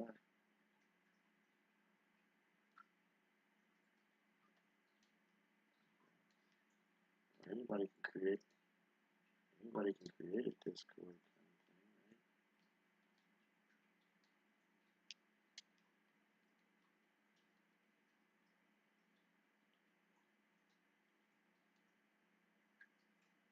Yeah, but I mean, like, if you can text the gamers, like DM the gamers, or like interact with the gamers, you can interact with the users too. So it's basically a text messaging kind of thing. I thought you would make a staff room for these guards.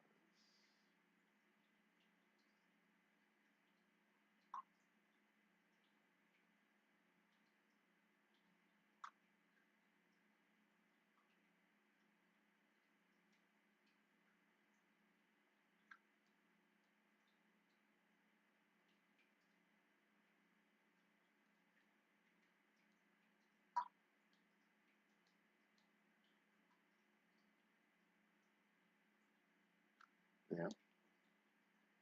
Yeah, but how many followers does he have to get?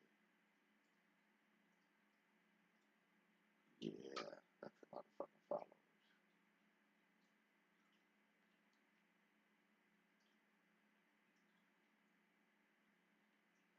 But the fact that he has that many followers and somebody clicks over there right by it, like you said, that's a nice little place to set your name by somebody that has a lot of fucking followers.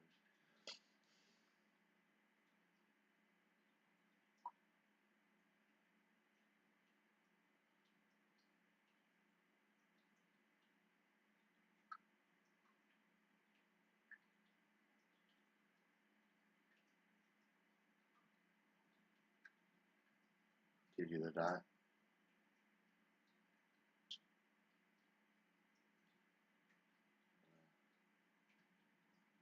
Maybe that's because he bought the land on the right too. If I expand my land over there, then it'll be in the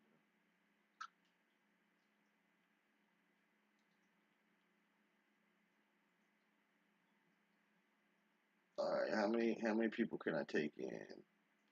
Let's see. Let's see what everybody's doing.